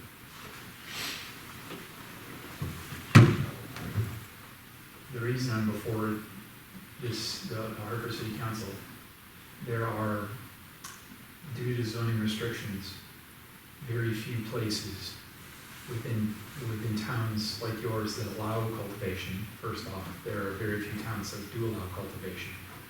You're one of them. And as far as I can tell, you're one of about 3. The other ones are far, far away from here, the West River. This is the only place that will allow cultivation, and the places that it will allow cultivation are, I found the one place that will work, that is the right zoning, it has the right building, the right structure. All the stars aligned on that property. And there isn't really another option out there. So I just wanted you to know that as you consider allowing me to operate there. I will be a good neighbor. And if I can't be a good neighbor, pull my license to operate. Thank you.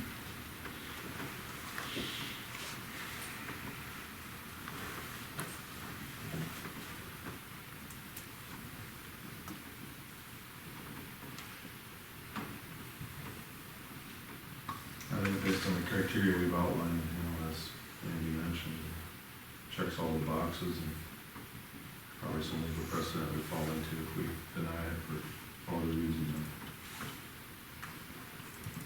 We're concerned about parking. Seem to have taken a fair amount of time, and attention to address our previous concerns, so with that, I make a motion to approve. Okay, we got a motion to approve, I'll have you hold on one moment, sir. Do we have a second? I'll second for discussion. Okay, move to discussion, go ahead. I got a question. How come we are allowing this here if he's saying there's only a few other places that even allow that to happen? And why is it got to be in town? I mean, I'm not against it all, but, I'm within 100 feet of that building. And what's that gonna do to my property? I mean, I know people that don't wanna move in next to a cemetery. If I wanna sell my house, who's gonna wanna move in next to it? Would any of you be okay with that next to your house? I mean, honestly, you got kids running around outside? I said the same thing. I mean, 1,000 feet from the school, why don't you build a building in the old ball fields?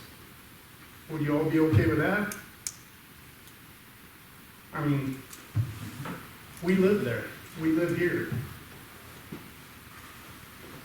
I mean, I understand all this, but I don't believe it should be right there.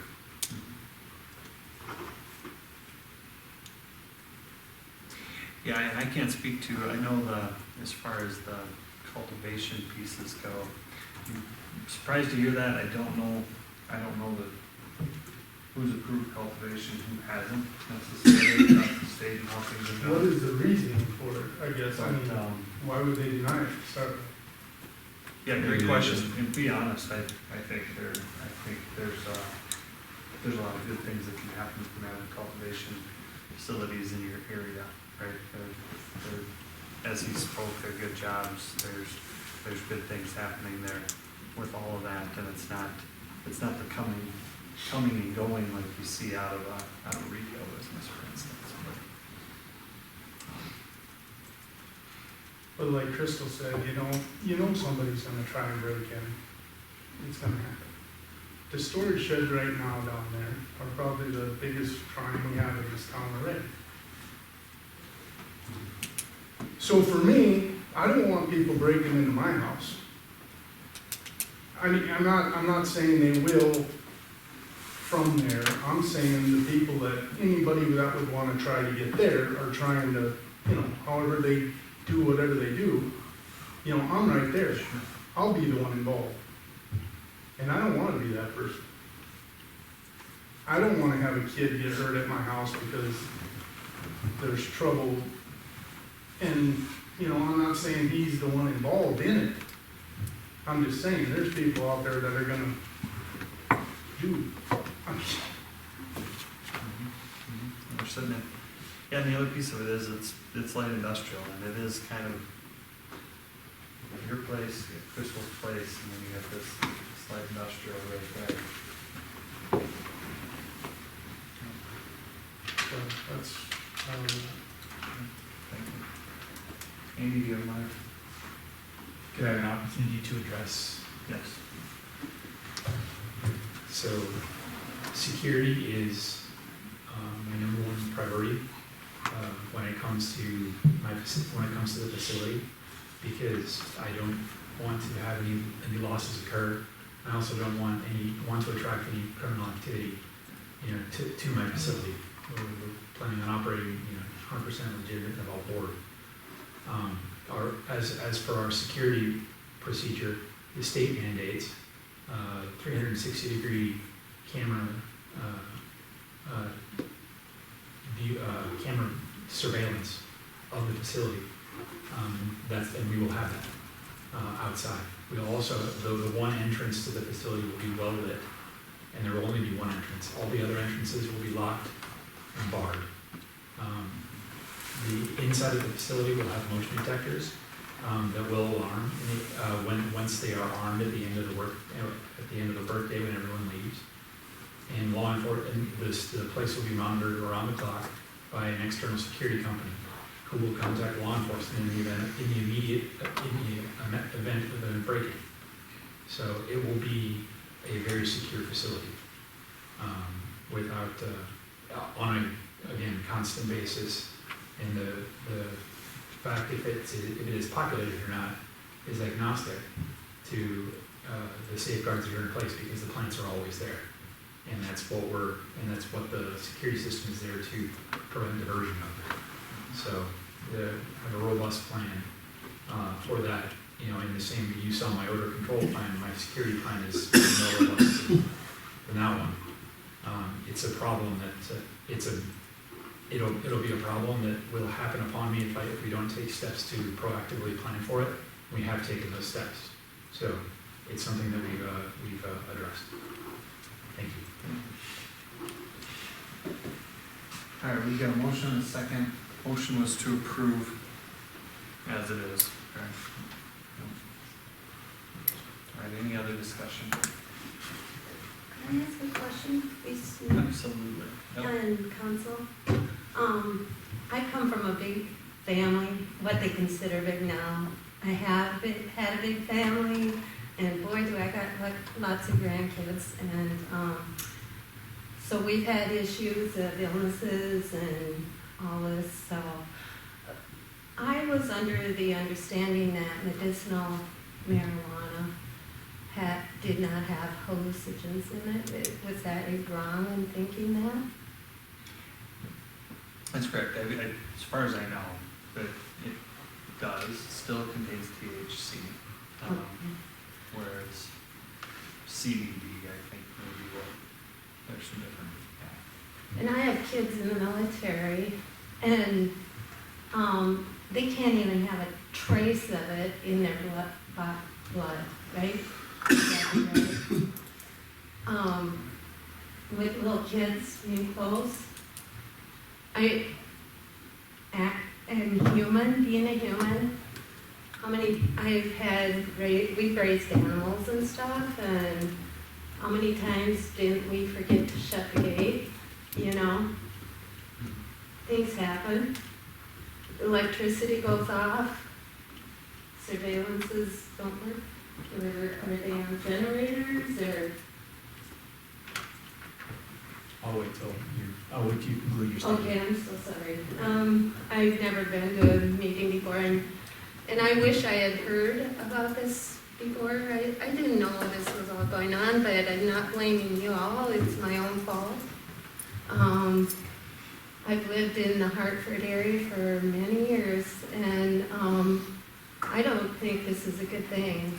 As a mom, a mama bear. There is something wrong with having this, people. I just am telling you the truth. My kids,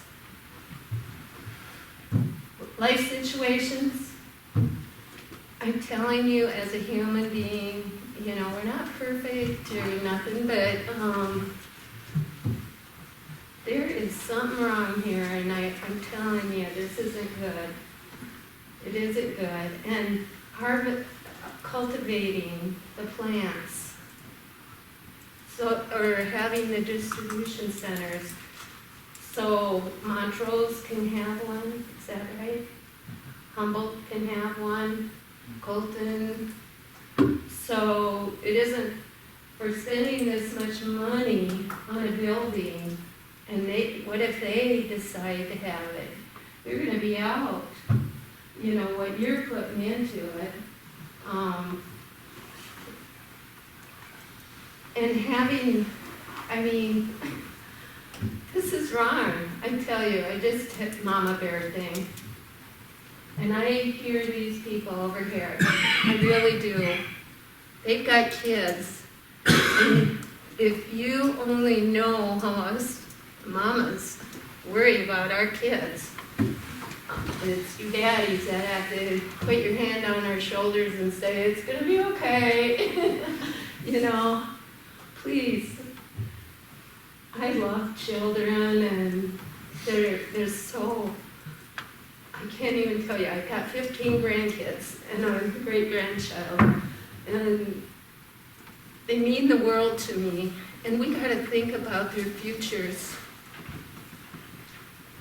This is not good for them, I'm telling you, it is not good for them. We're saying it's okay to do this. We can't do that. And even, you know, we all make mistakes and stuff, and I'm probably the biggest sinner in this room, but I'm gonna tell you that you gotta move forward. And if you got kids, you gotta think about them. You gotta think about them, you really do. They're very precious treasures of ours. And I guess, thank you for your time. Kids are beautiful. And, Thank you. yeah. Thank you. Can we get your name and your address, please? Yeah, I'm sorry. No, that's all right. Carla Larson. And I live down here on 906 Western. Mm-hmm. Tim Waltner, 204 West South Street. I have a question for this guy, I don't know your name. You said that you'd be a good neighbor, and if you're not, we'd pull your license. Why would you want to stick all your time and money into this place when you already have a whole bunch of pissed off neighbors? You don't have the parking, you know you're not gonna make us happy. We're not gonna be happy. We're already not happy. Why would you not build a building a half mile out of town? Is that a problem? I mean, why does it have to be there? If you're sticking all this money into this building, would it not be easier to build a building where you have the proper parking? You have no neighbors. You can do what you want. The area that you're referencing is governed by the county, not the city. Okay. And the county is not allowing cultivation. Is there other places in the city of Hartford that will allow this to build a building that you can have a park? Yeah, we just approved one, tonight we approved one already, in the industrial park. Is that an option? It's gonna save you money, I guarantee it's gonna save you money in the long run. The solution I've got is the one that I'm going with. Okay. Thank you. All right, we got a motion and a second for approval. Any other discussion? Okay. We'll vote. O'Hara? No. Keel? Yes. Randall? Yes. Brennan? No. Jones? No. And I am. No. Okay. is denied on there. And I would, I mean, with the sentiments and some of the things that were talked about there, there are other industrial areas, there is more suitable places in. But there really for isn't. that. There really isn't.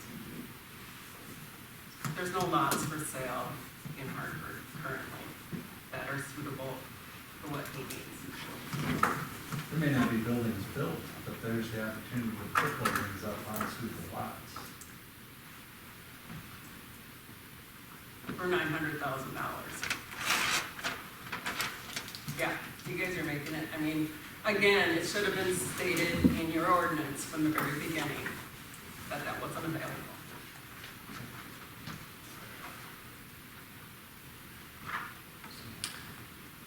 All right, we're gonna keep moving.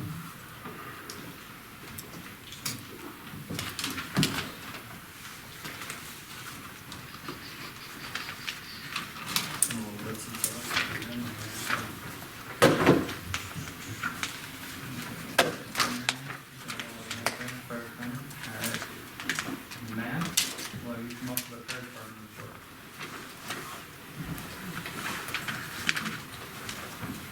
Good evening. For November, 33 calls, 10 in the city. December training, EMS is a new patient assessment. Fire is the one we had scheduled for November, got canceled and moved to December. That's going to be Sioux Valley Electric class. In November, we did a elevator rescue class instead. Got some new tools so that we can assist people out of the few elevators that we have in town. So did that in November. We didn't do a combined training. We had our annual elections last meeting. And I believe I attached that with the report, so you have the list of current officers and board members. So unless you have any questions, that's all I have for the report. Just reading the delinquent property tax report yesterday in Minnehaha Messenger. And, did I see the Hartford Fire Department was in there? Should be. Might want to check on it. I will. All right. Anything else? All right, thanks, Jerry. Any ideas, Craig? It worked well.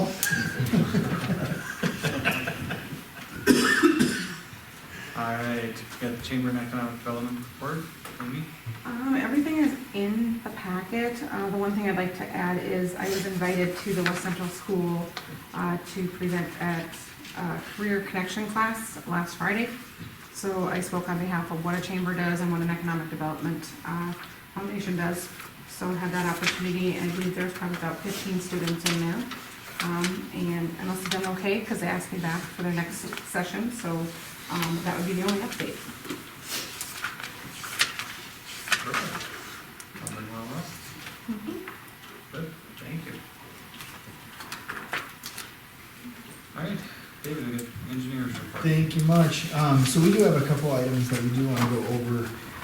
On the 6th of the month, utility roadway reconstruction project, still have a little bit of survey to do on that, but overall we're pretty well wrapped up on the survey side. We put together a preliminary plan and actually walked that with Craig on the 14th, or this is what it's saying. And we do have a couple different questions that we have, especially on the sidewalk on that particular location. There's an exhibit on the next page right behind that kind of shows some of the intermittence of the sidewalk. So there's some areas, if you're looking at months between the 4th and 5th that actually don't have sidewalk. Then there's a couple kind of like patchwork areas that don't have it as well. Really, we want council's input in regards to that reconstruct. Really what we have right now is we're doing a roadway reconstruct, no sanitary on Mont actually, and then we're doing some storm sewer improvements on that, and really redoing the water main on the adjacent roadway. But really want your input. Do we want to reconstruct the existing? The sidewalk in most areas looks pretty good. But what I would say is it's probably not meeting the typical road, sidewalk width. And then, do we want to install sidewalk where there isn't any sidewalk, where it would be practical to infill between particular locations?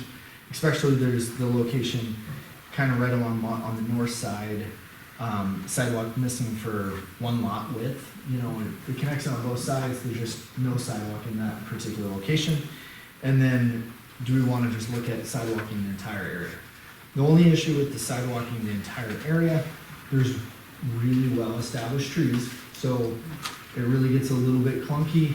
That roadway isn't anywhere close to the middle of the center line of the right-of-way. It's, you know, it's that older area of town.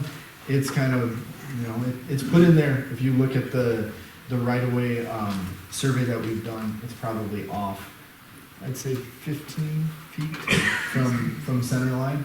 But really, do we want to put that back kind of in its existing conditions in regards to the width in the sidewalk, or do we want to really improve all of that? And then what do we want to do with that sidewalk cost if we do want to reconstruct all of that or install all of that? Which way is it pushed, Dave, to the east or the west?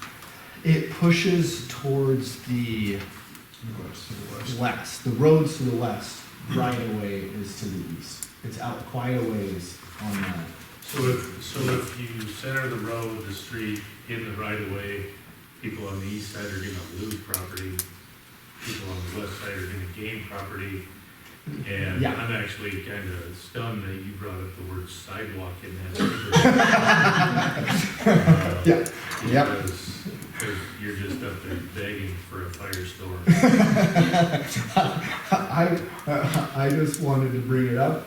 Totally your decision, and that's exactly why we wanted to bring it up. The one thing that I would say is really required when we're doing that reconstruct, we're gonna have to redo the ADA ramps, you know, and that's just a necessity. But then, do we want to go outside of that scope of just replacing what's there and you leave it as is, or do you want to go further and do you want to reconnect areas that really make sense that it's just a section missing, and it's practical, or do you want to try to put it all in there? And it would get really difficult. How far is the scope of the project down does it reach down to Fourth or not? We're gonna start at Fourth. Yeah. Fourth. It'll Yep. Start start at Fourth, going north, how far? to 38. Yep. Oh, clear to the highway. Yep. Yeah, and you got sketchy. It's a mess. sidewalk. Yeah. The sidewalks hit and miss on both sides, the easements Agreed. messed up on both sides. Agreed. It's, yeah, that's why we want But to. as I sit here and think, there is sidewalk from Ford, there's probably sidewalk that is really old.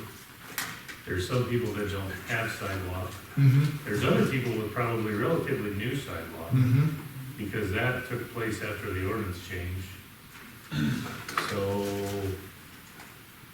and then I know if you center that tree, it's gonna, Well, I think centering the street really is a can of worms that's different. Because then you're moving it on the access along the highway, you're moving it on how you can't, the connection to the south doesn't make a lot of sense. We would definitely, probably leave that center line as is, just because everything that's connected to it is in that same fashion. And then what we would also propose on kind of that third sheet, that you would go back with the existing roadway section, which is about a 33-foot wide roadway, which isn't technically your new standards, but you would just be going back knowing that the historical area of the what's the new standard? 37 feet. Is it 36 curb to curb, 37 now? Mm-hmm. Yeah, because the old standard was 33 curb to curb. Yeah, are the utilities centered in the street? Some of the gas goes down the street. Yeah. I think power is off on the side, on this side. Property ends at 200 Mary Lane are about 10 feet east of the sidewalk. Yeah. And when you get down by Deb's place there, On the west side. it's like a foot and a half off the Yep, property yep, pin is. exactly. I would be in favor of putting the street exactly where it's at. Yep. And that sidewalk deal, I'm gonna tell you right now what you're gonna run into. You're gonna run into people that say, I put that sidewalk in under the new ordinance, and then you guys came along and tore it out, and you're gonna make me pay for it again. The people that don't have sidewalk are gonna say, you better quit worrying about me, and you better start worrying about X, Y, and Z that don't have sidewalk. And the ones that have existing sidewalk and have for 40 years are gonna say, there wasn't nothing wrong with it, you guys tore it out, so you put it back in for free. I mean, that's a three-pronged sidewalk nightmare that I don't wanna be a part of. There'll be some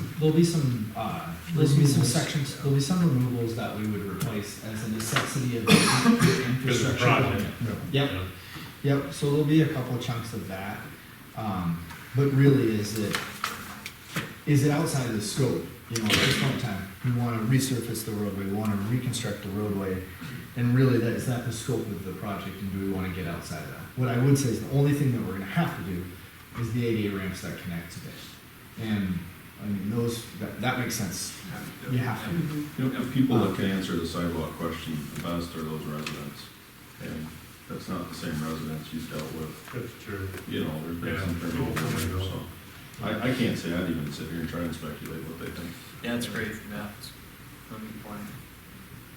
Well, I know on some of the past projects, we went ahead and put sidewalk in them, that's why we wanted to find out your guidance on what you want to do with this project. So is that gonna be, that's gonna be an assessment, Absolutely. property assessment? Be the same way we've done the others, they can pay for it in one lump sum or not. Yeah, but it won't necessarily be capped, it'll just be the cost of the project, correct? Well, our assessment policy is that $100 cap for street and sidewalks. But that's if you take out a petition, isn't it? Or is that just for city projects? Well, the ordinance, actually, they'll probably go up next year, because isn't it renewable every year, or it's Yeah, reviewable and every year? I'd have to review the wording on I it. can't remember, I was under the impression it was capped if you circulated a petition and turned it in. But I don't remember. I'd have And the to, other- I'd have to. The other thing is, I don't know if we have, you know, like life expectancy of a road or, you know, where the assessment would start up again. I know sometimes they say 20 years on a road, but I don't know if everything there. In the past, there's been arguments about I paid for the road once, why am I paying for it twice? So that's been brought up more than once in the past, so.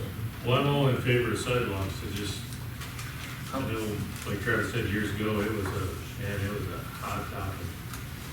How soon do you need to know where Um, the scope needs to be on this? We have plenty of design, so we can most certainly design the roadway as is, and we can add that in, that's kind of an easy component to add in. The difficult component is gonna be, especially like the chunk, of month between Fourth and Fifth on the east side where there's no sidewalk, there's really well-established trees there. And it's Is there even any right of way there though? That's got the right of way, but That's you're got the gonna- right of way, the sidewalk's either gonna have to be right on the curb, right on the curb. or it's gonna have to be way up in the yard. And there's old trees. And it's all in the right of way yet, but I mean, it would be, Yeah. either spot is not ideal for it. And none of those trees are elms, are they? Or Yeah, we ash. wanna get I don't think they might be ash. You're gonna have to do some more research, Dave. I think, you know, the neighbors up there, just right out. I wonder if we just need to go talk to everybody else up along there. Talk to a few of them at least.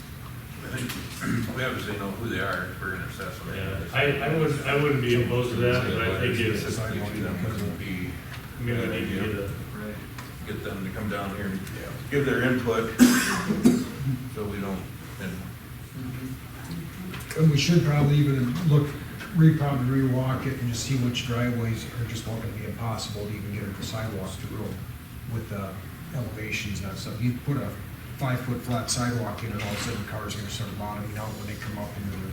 Yeah, Right. and I think also, when, in the ones that don't have it, I think it's or might not, but if they think it's a great idea, to show them actually where that sidewalk would be, where if it's way behind the back of trees, and that's gonna feel, it totally is still within the right of way, it's not probably the right of way that they think is their right of way, and showing that of, hey, this option would be where it ends up being placed, I think would be a good document to show them, because I think they're gonna go. Well, and that's just it, because some people are gonna have way more right of way than they think. Agreed. And other people are gonna have way less right of way than they think. Exactly. Yeah. Well, and that's to these guys' point, just talk to them and see, you know, make sure they have all the information. We can draw a drawing up to show where it would kind of best fit, and we can have that discussion for sure. We'll prepare. So, but overall on the roadway section, not matching the new standards. Consensus is fine with. I wouldn't be opposed to putting the new standards in if there's room.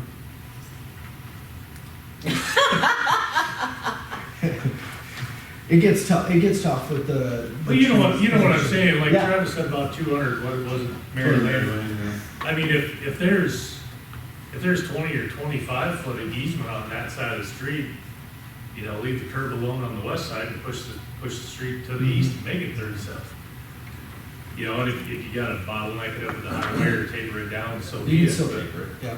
But at least, you know what I mean, make the road wider where you have the easement.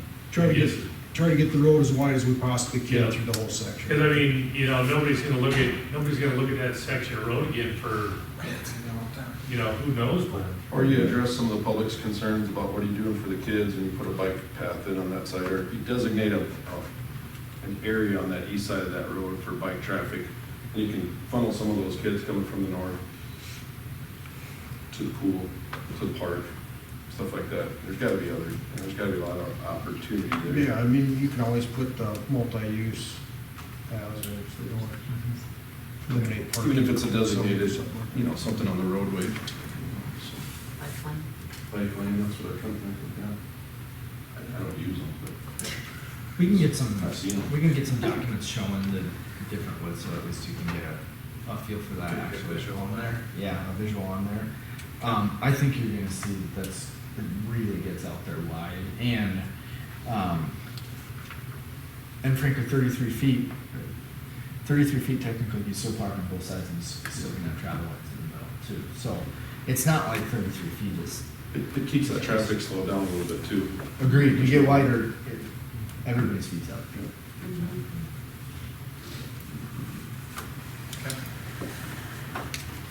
All right. On the wastewater facility plan was submitted, as I indicated at the last meeting, and that really should complete our services to date.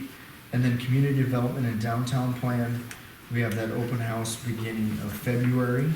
And then the last attachment that I had, which somebody had a question, we did put together a professional design services proposal for the survey, civil engineering, the architecture, the structural, the project management, the mechanical, and the electrical engineering for that facility, the storm shelter.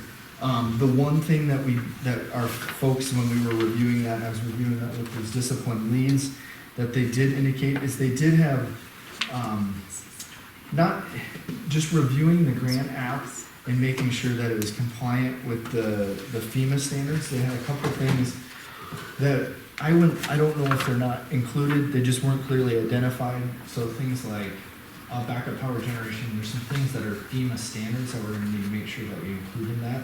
And they just said, hey, looking at this cost estimate, I don't see it clearly identified.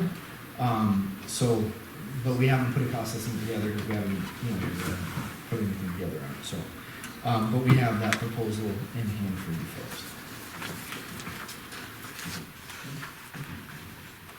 And happy to answer any questions on that.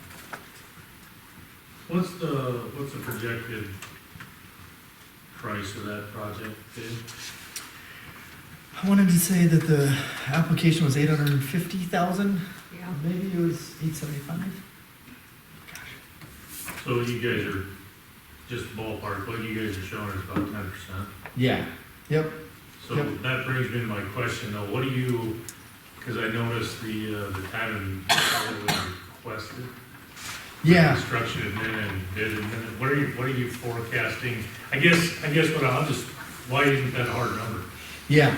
construction services and Teresa had outlined that may come up. So I have definitely. The construction services are one thing that are really dependent on the contractor that you have and the services that you request. So there are times that we have to provide additional services for a contractor where some folks don't need the level of oversight that that is above and beyond. So construction services are really dependent on that. They're also really dependent on the timeline of the project. If the contractor takes 8 months instead of 6 months, that impacts the amount of time that we spend on that particular project. We can most certainly estimate that and put that as a time and material not to exceed if you wish. We can most certainly do that. Just to be honest with you, I'm not gonna vote for this contract without that. Yep. So, And our permitting services, really that's the permitting and bidding services on those particular, I think the permitting, what we looked at is that's a lot of the time working with FEMA to ensure that you're compliant. And we really believe that that should be in that $2,500 range. And the construction admin and bid administration, Michael, I know Ryan got us that thing, 12 to 15 on the construction administration and bid administration. Construction administration and bid administration services. But we can put that in as a not to exceed. It is hard for us when we don't know the contractor that well.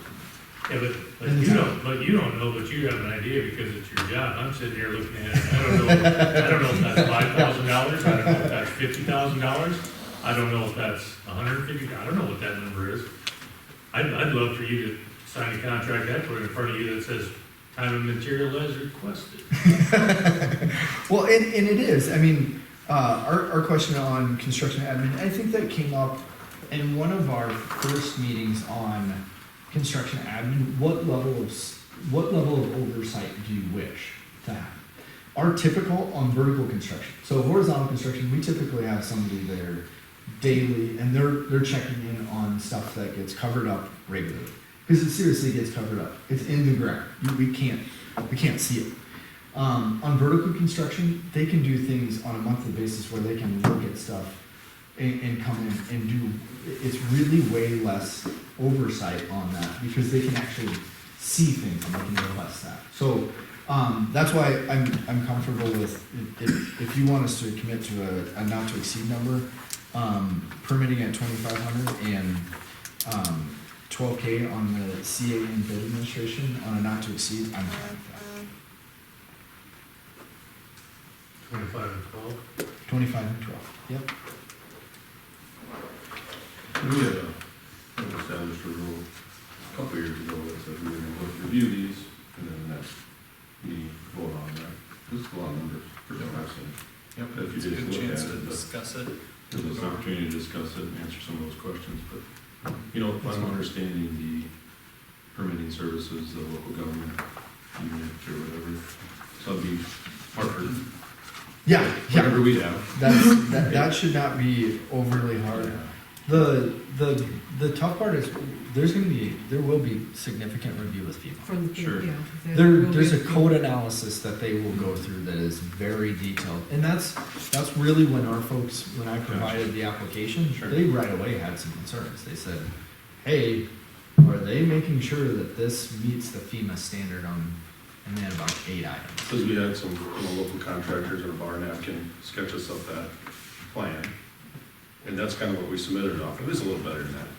I was hoping It was okay. I was hoping it was better than that. Somebody found a cab program. Drew something. No, there was It was a pretty big I think there was an architectural. It's an architectural drawing, yeah. We I have don't to, otherwise see people wouldn't even. I don't remember take seeing it. architectural, so I'm just going back to that sports and rec meeting where it was pretty rough. We got some trusses laying around from this project, and we've got some, masonry from that project, and we're gonna submit that to FEMA. So, They good approved call. it. It's the government. Put you on the backside. Put you on the Well, backside. and that is their concern. But there's a lot to go through that when they're designing that facility too, to rein that in. Is there something that, hey, we have to make a selection here, because we gotta follow this. But if you want, if you're gonna consider it another meeting, I can most certainly put those not to exceed numbers in this document recently. What's it gonna, I mean, timeline wise, what are we gonna be, how far back does this push it if we wait until first meeting in January? It's holiday season, they gonna work that much. Hey, take it easy. Speak for Michael. I think our previous engineer said you lose the whole month of December. No, you do not. Craig's not lying. No, that's fine. What we were talking about and really trying to target was footing the foundation in the fall. Yeah. That'd be perfect if we can get to that point. I think we can still. Footing foundation in the fall. Next fall. Yes. No, I understand what fall you're referring to. Like, there's a whole bunch of people that would be highly in favor of footing foundation in the spring. That I don't think will happen if we Okay. want to go through the bidding process. All right. And We'll have to go through the We'll have to. process. Yeah. I mean, it's- I know. if we want to, we Yeah, have yeah. to. And with the spring ball and all the activity down there, it is gonna be so hard for construction guys to Sure. even do any work down there. Yeah. And we talked about that with their seasons and giving them a heads up and who. Yeah, they just started out to communicate that with them then. Yep. I think they all kind of have it in their head that they're getting that It's coming up. next year. And when they think next year, they think spring. I told them to be ready for spring ball, and they said they can't, they don't have lights. And they won't get lights for a while this year, don't they? Okay. Alright. Yeah, if you wanna put those items as student, not to exceed items in there. We'll do that. Yep. Anybody else got more questions on between now and next meeting? Yeah. Get one of those. Alright, anything else for your report? Nope, that is it. Any other questions for him? Alright, thank you. Alright, Craig, we're gonna move to your report. I'm gonna just hit a couple spots here. Roads, the slurry seal has been sent in to Sioux Falls. Michael got that sent in last Friday, I believe it was. So that's ready to go out with bids with Sioux Falls and stuff. Sewer part, Alan did pass his wastewater collection 1 test, so he's got one more class 1 to take, then he'll start working on his class 2s, I think probably next year when he can actually take them, so he has to wait some years. We are discharging, should be wrapped up tomorrow with that. And then, we are working on the fences out at the sports complex, so they are getting posted, they got posted around today and spent it in, they're gonna finish them up tomorrow, they thought. And then the only other thing on my heart is, AgriLine, we are short out there. When we went out for bids, that's why I bid it by per ton, because I wasn't exactly sure the size of the fields. Well, the fields are 14 feet deeper than what I had for numbers, and, so we are about 250 tons shy.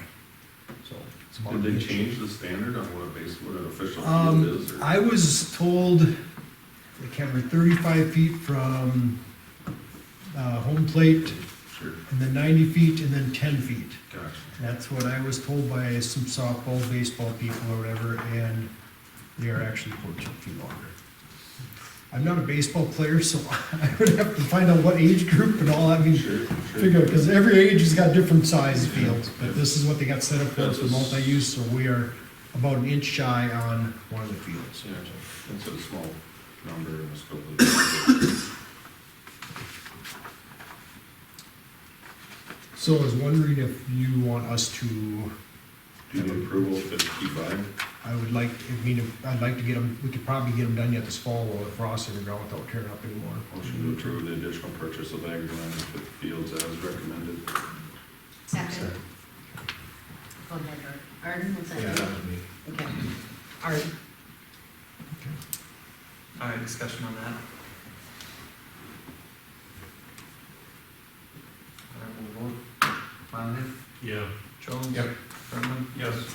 Randall? Yes. Keel? Yes. And O'Hara? Yes. And that's all I got, unless anybody has any questions or concerns. Do the geese on that third pond have any influence on the They can have, balance of the water and our ability to discharge?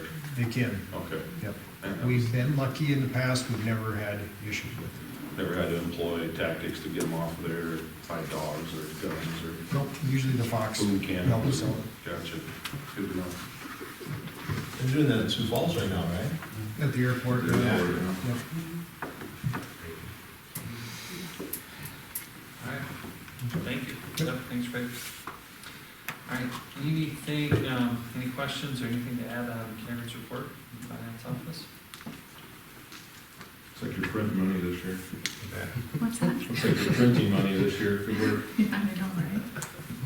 Fire up the press. I fired up. You need this next year. Thanks, Karen. We'll move to Teresa's report. You got my report, and just for time's sake, the only thing I just want a discussion on is that Ace Hardware was looking at our billboards out at the interstate. We have 2 available. They're actually east face, so you see them when you're going into Sioux Falls.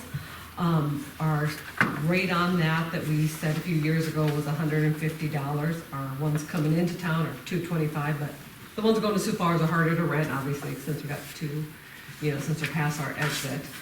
So I threw that out there to them. They said at this time, interested in renting it for $50. I said, before we do a lease or whatnot, I'd have to throw that out to the council to see if they would consider it or not, so. How long's it been, Teresa, since that has been leased? We've had people come up and down, but the 2 that they've been vacant now for a few years. I don't think some of them ever had anything on A few them. years, you said, yeah. Yeah. We've never had all of them rented at one time. Since I've been here, we've never had all of them. I don't think we've done a very good job of marketing them. No, I have a few times thrown out a couple letters to those McDonald's and Love's Truck Stop, those businesses in that area. And I did get a couple inquiries, but nobody rented. But no, there hasn't been anything else there. I mean, it probably even helped just to put a number of where to call, Yeah. I think that HADF has even kicked around putting something on there. I mean, wouldn't it be better to promote our whole community Yeah, and I know. at a subsidized rate as opposed to just one business? And I know I've had, Jesse in the past, throw it out to the chamber members here, are you interested in the billboard, and a few emails are going out. Of course, most of those are looking at the ones coming into town. I got a waiting list for those. But it's just the ones going to Sioux Falls. It's more of a name recognition PR thing going west because you're already past the exit. Yeah, it isn't to draw them there, it's to, Or going east, I mean. I guess, let them know for future, so. We get another exit. Oh, yeah. Yeah, Swing back around. Yeah, it's only a couple miles. Go through the median. How many billboards out there? We have 2 free that are, 2 and they're free. both Out of, so, 6. okay, so the rest of them are rented at the normal rate? Yeah. 150. Yeah, they're all rented coming this way, the 6, and then there's 4 rented, if you go by sides. Right. Yeah. Right. I mean, I would say come back to them and meet them halfway, 100, if they want to go with that. I think they're fairly priced. Yeah, I don't wanna start making deals on empty signs, because then signs that aren't empty, people are gonna start making deals on those. The only thing about that though is that if we've not gotten any revenue for years, I'm not saying the 150 is too much, it's just maybe the location and as a business owner, you have to look at what are you willing to spend when you're past the community already almost. So you're just paying for name recognition and PR. Like Ace, they've got multiple stores, so they could advertise that's- Ace with all their stores on it. Yes, I but would, that's I not would the hate same to, I would franchise. hate to see Ace put Don't they an have other ones though? Ace sign for the Right, Ace. well, the and Brandon, but all the Brandon. ones Which they like might well. Yeah, East but with you Sioux probably Falls. think that Hartford That's- Brandon. They have one in Brandon. They got branded. Harrisburg. Yeah, but Yeah, they can put all their other Brandon, stores in there. Brandon. That's true, that's a good That'd be a great point. idea. Yeah. I would be interested in a discussion about what it would take to put up some vinyl on the remaining, that say, to market them, call for rent. Did you go too far? Did you pass our exit? Did you put Break it in. to stop in Hartford? We're in the Those billboard would be business. opportunities. Yeah, no, I mean something nice though, Yeah. you know? Yeah, something says. Kind of updated. Yeah, I mean, Just like I said, something- nothing's been thrown out there, so Yeah. do try that, yeah. Yeah. And I've been pitching that for several years, and I still stand by it. I think I'd rather see us advertise on those than give it a reduced rate. We gladly rent it to you guys.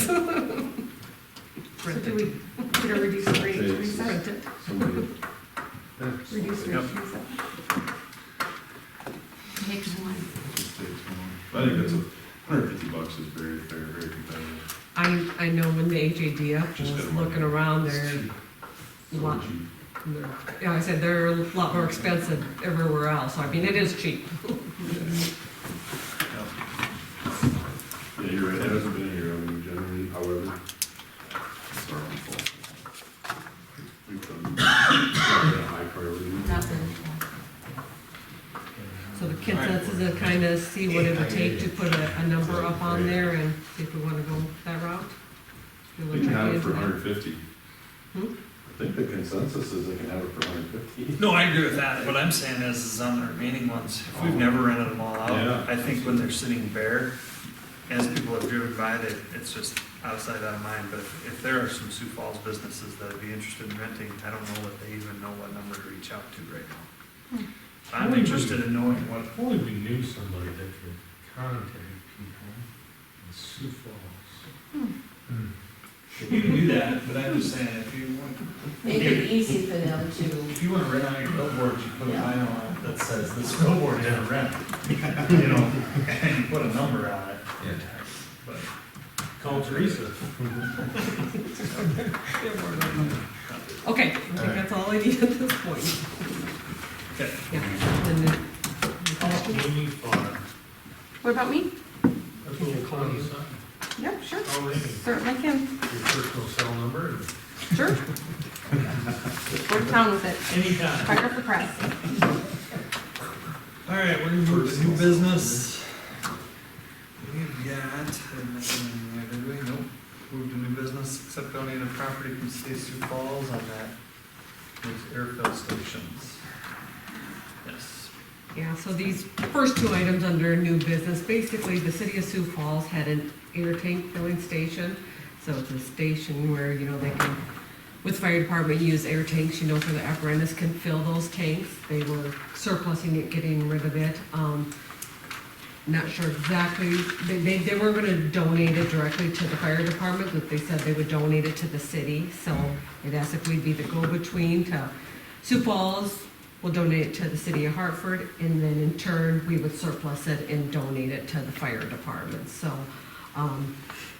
basically talk to Tom, best way to do that, maybe a motion to accept the surplus item from Sioux Falls, and then a second motion to basically then donate it to the Hartford Fire Department. Make a motion to accept the donated property from Sioux Falls, surplus property from Sioux Falls. I'll second. Go ahead, Mark. Next one. All right. Any other discussion? Okay. We'll vote. O'Hara? Yes. Keel? Yes. Randall? Yes. Jones? Yes. Monahan? Yeah. Brennan, the motion was to accept. Yeah. And he votes yes. So on the other issue, Teresa, don't we actually need to take possession of it and declare it surplus ourselves before we make a motion to hand off surplus equipment that we don't even have yet? We got it now. Oh, we haven't now? What's that? We've only had it for about 4 minutes right now. You have it. Motion. We have it, so. Motion to donate the air filler to the Hartford Area Fire and Rescue. Second. Discussion. Boy, sometimes the wheels of government move fast. Not often, but sometimes. Sometimes slow. Sometimes it slows, sometimes fast. All right, we'll vote. Monahan? Yeah. Jones? Yep. Brennan? Yep. Randall? Yes. Keel? Yes. O'Hara?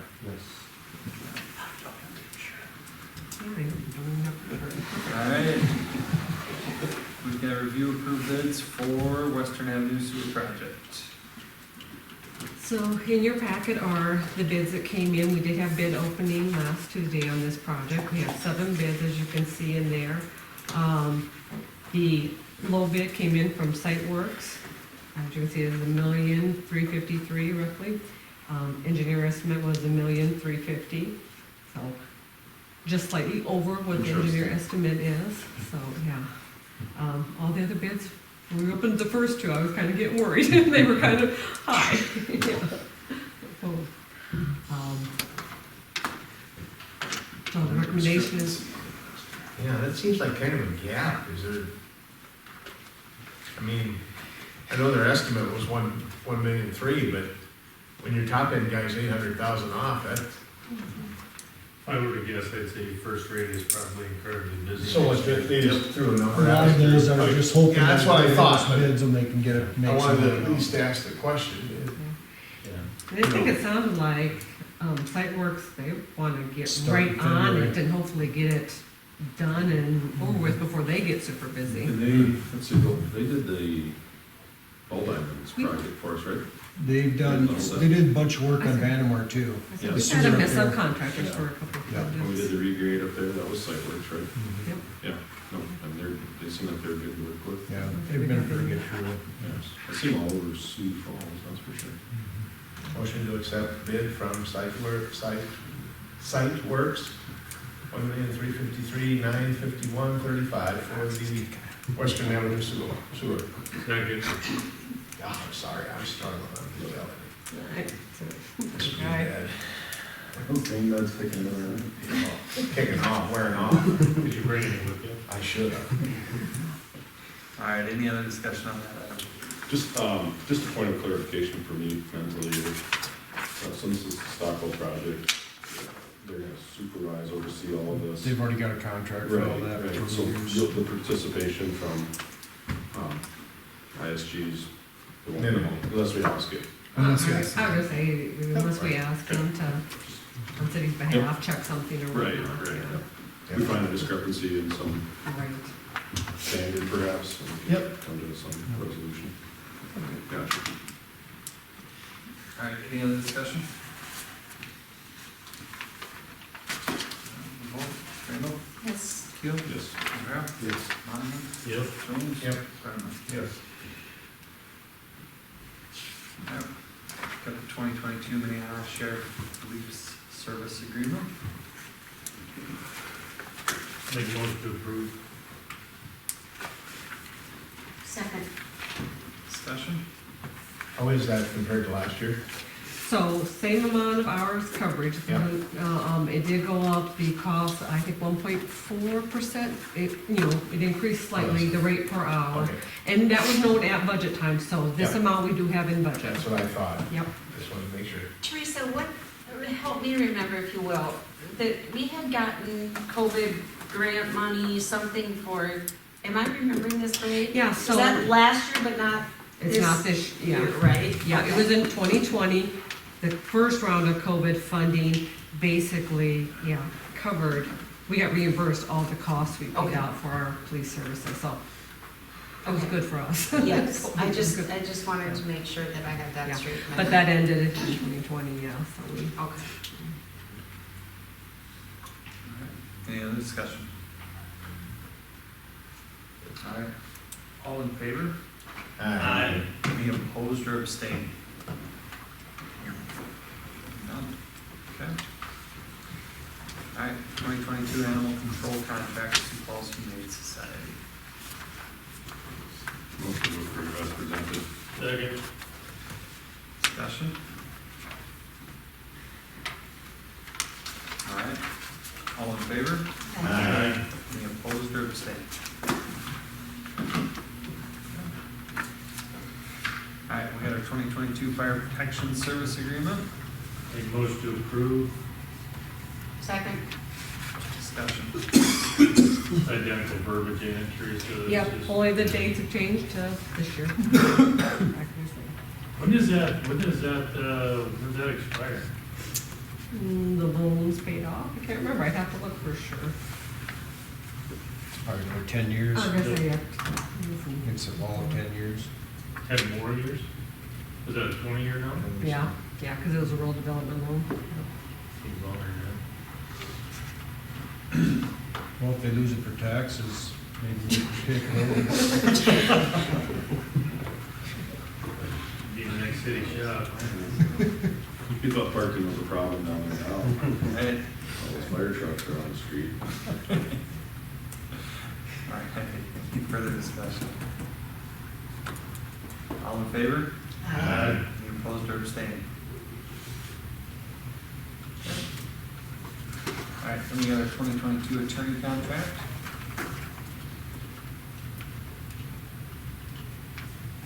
Did the price stay the same, Teresa? No, they went up slightly. It's been at least 6 years since they've been a. Yeah, I was gonna say, it's been a few You years. know, that's what you said last year. With the increase, you said it's been 6 years. I figured it'd get cheaper without Larry around. Yeah, no kidding, I did too. Gotta pay his retirement, I guess. I'll make a motion to approve. And we added Brenda because she's been doing some work on Yep. the prosecution things of nuisances and some other things, so we added her as deputy as well. Make a motion to approve. Second. You're so quiet. All right, got a motion and a second. Any discussion? All in favor? Aye. Any opposed or abstained? All right, we got our 2022 engineering contract. Motion to approve the 2022 engineering contract with ISG. I'll second. Second, O'Hara. Discussion?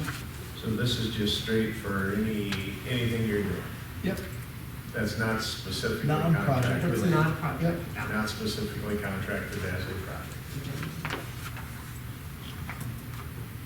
So it's force count, what else is it, Dave, other than force count works, meetings? I mean, what else falls under Keeping the that? GIS, our maps up to date, reviewing general- plats, just just general general engineering, services. something, basically everything besides a project, you know, like we go into a contract. Yep.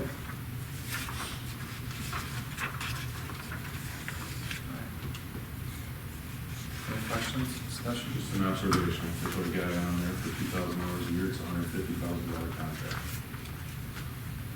But it's just as needed. Just as needed. All right. Vote. All in favor? Aye. Any opposed or abstained?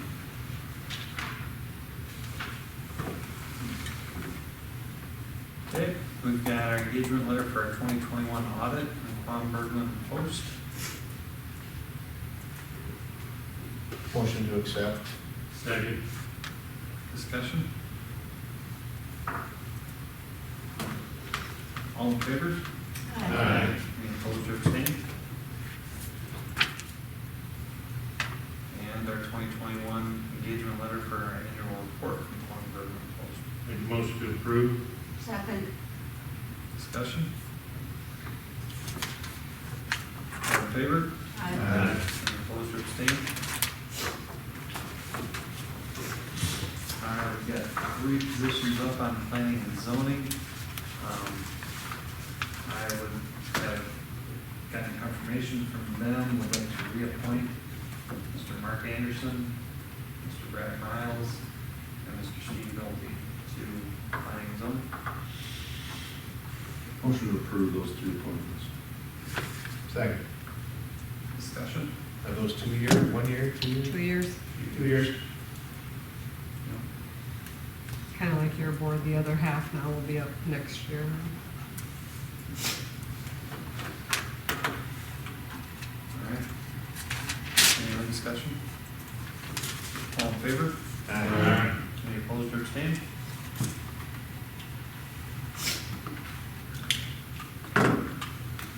I know we need to go into executive session for personnel. Do we need anything for legal? And we need for economic development as well. And can Justin stay? Since it's our economic development, it's that portion. Good with me. All right, let's hear a motion for that. Motion to move into executive session. All in favor? Aye. 6 years. Any opposed or abstained? Got a raise.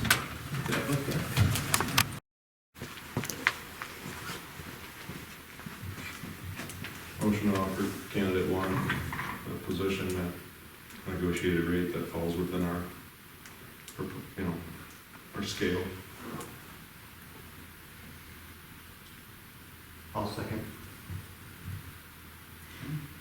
Discussion? When would this start? Sometime in January? We have to see what their time, if they gotta give a 2-week notice or whatnot, but, we And you maybe said, what did Lennox think? Are they okay with? So, just for discussion, how many open building permits do we have right now, Tracy? So we have about, I think, 22 single-family homes. We've got 1 twin home that's open, and we've probably got 5 commercial permits in various stages of construction. So we have 27, 28 building permits In open right now. various, yeah. So hypothetically speaking,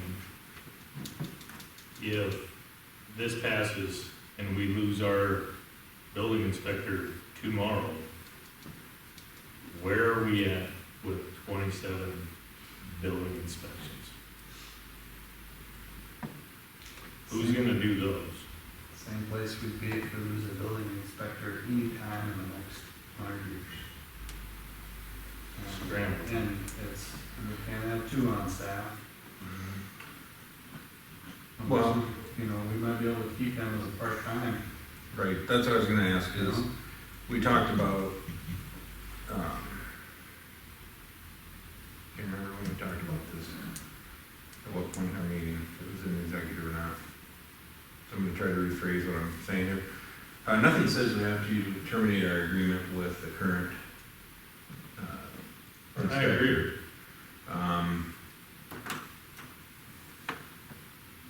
And that don't mean we would have to expect him to do any training or anything like that.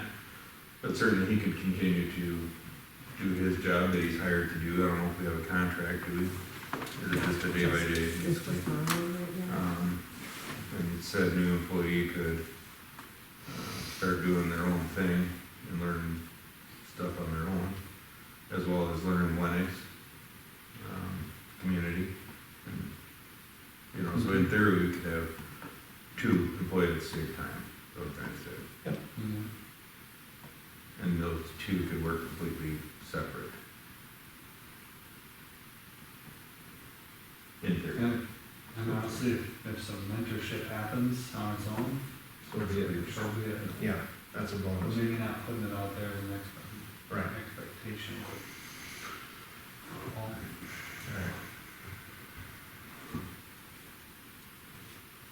Other questions, other discussion?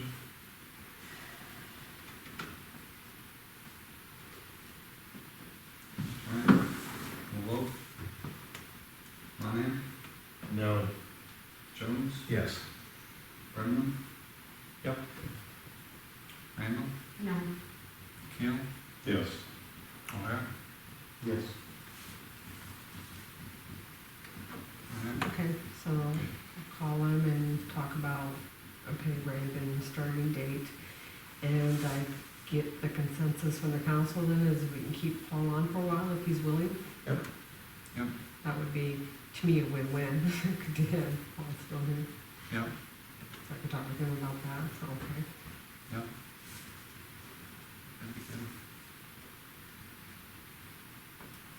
I think, we're gonna have to, at some point, give Teresa some guidance on how that conversation goes, because if I'm guessing, he's gonna have some questions that Teresa's not gonna have the answers to. Like, how Number one, how long is this? How long is my employment? When can I expect termination? What are my expectations with said new hire if he takes the job? And I'm just thinking all the things I would ask if it happened to me. I'd wanna know, are you gonna? So we go back into executive section, our next meeting to hash that out if the candidate accepts the position. Give us some time to think about it. But I mean- Answers to those questions. Yep. Instead of put it all on tape tonight. I think the consensus is we are not terminating Paul right now. That's what the message to Paul would be if it was asked. We're gonna continue to serve. And it's really up to him. Yeah, this feels like first. I think we need to set our Yep. Right. They do. Did we vote? Yeah. Motion to adjourn? Second? Yes. Jeez. All in favor? Aye. Any opposed or abstained? Have a good night, Lord. Yeah. I'm glad you're feeling better. Good to see you, Lamar.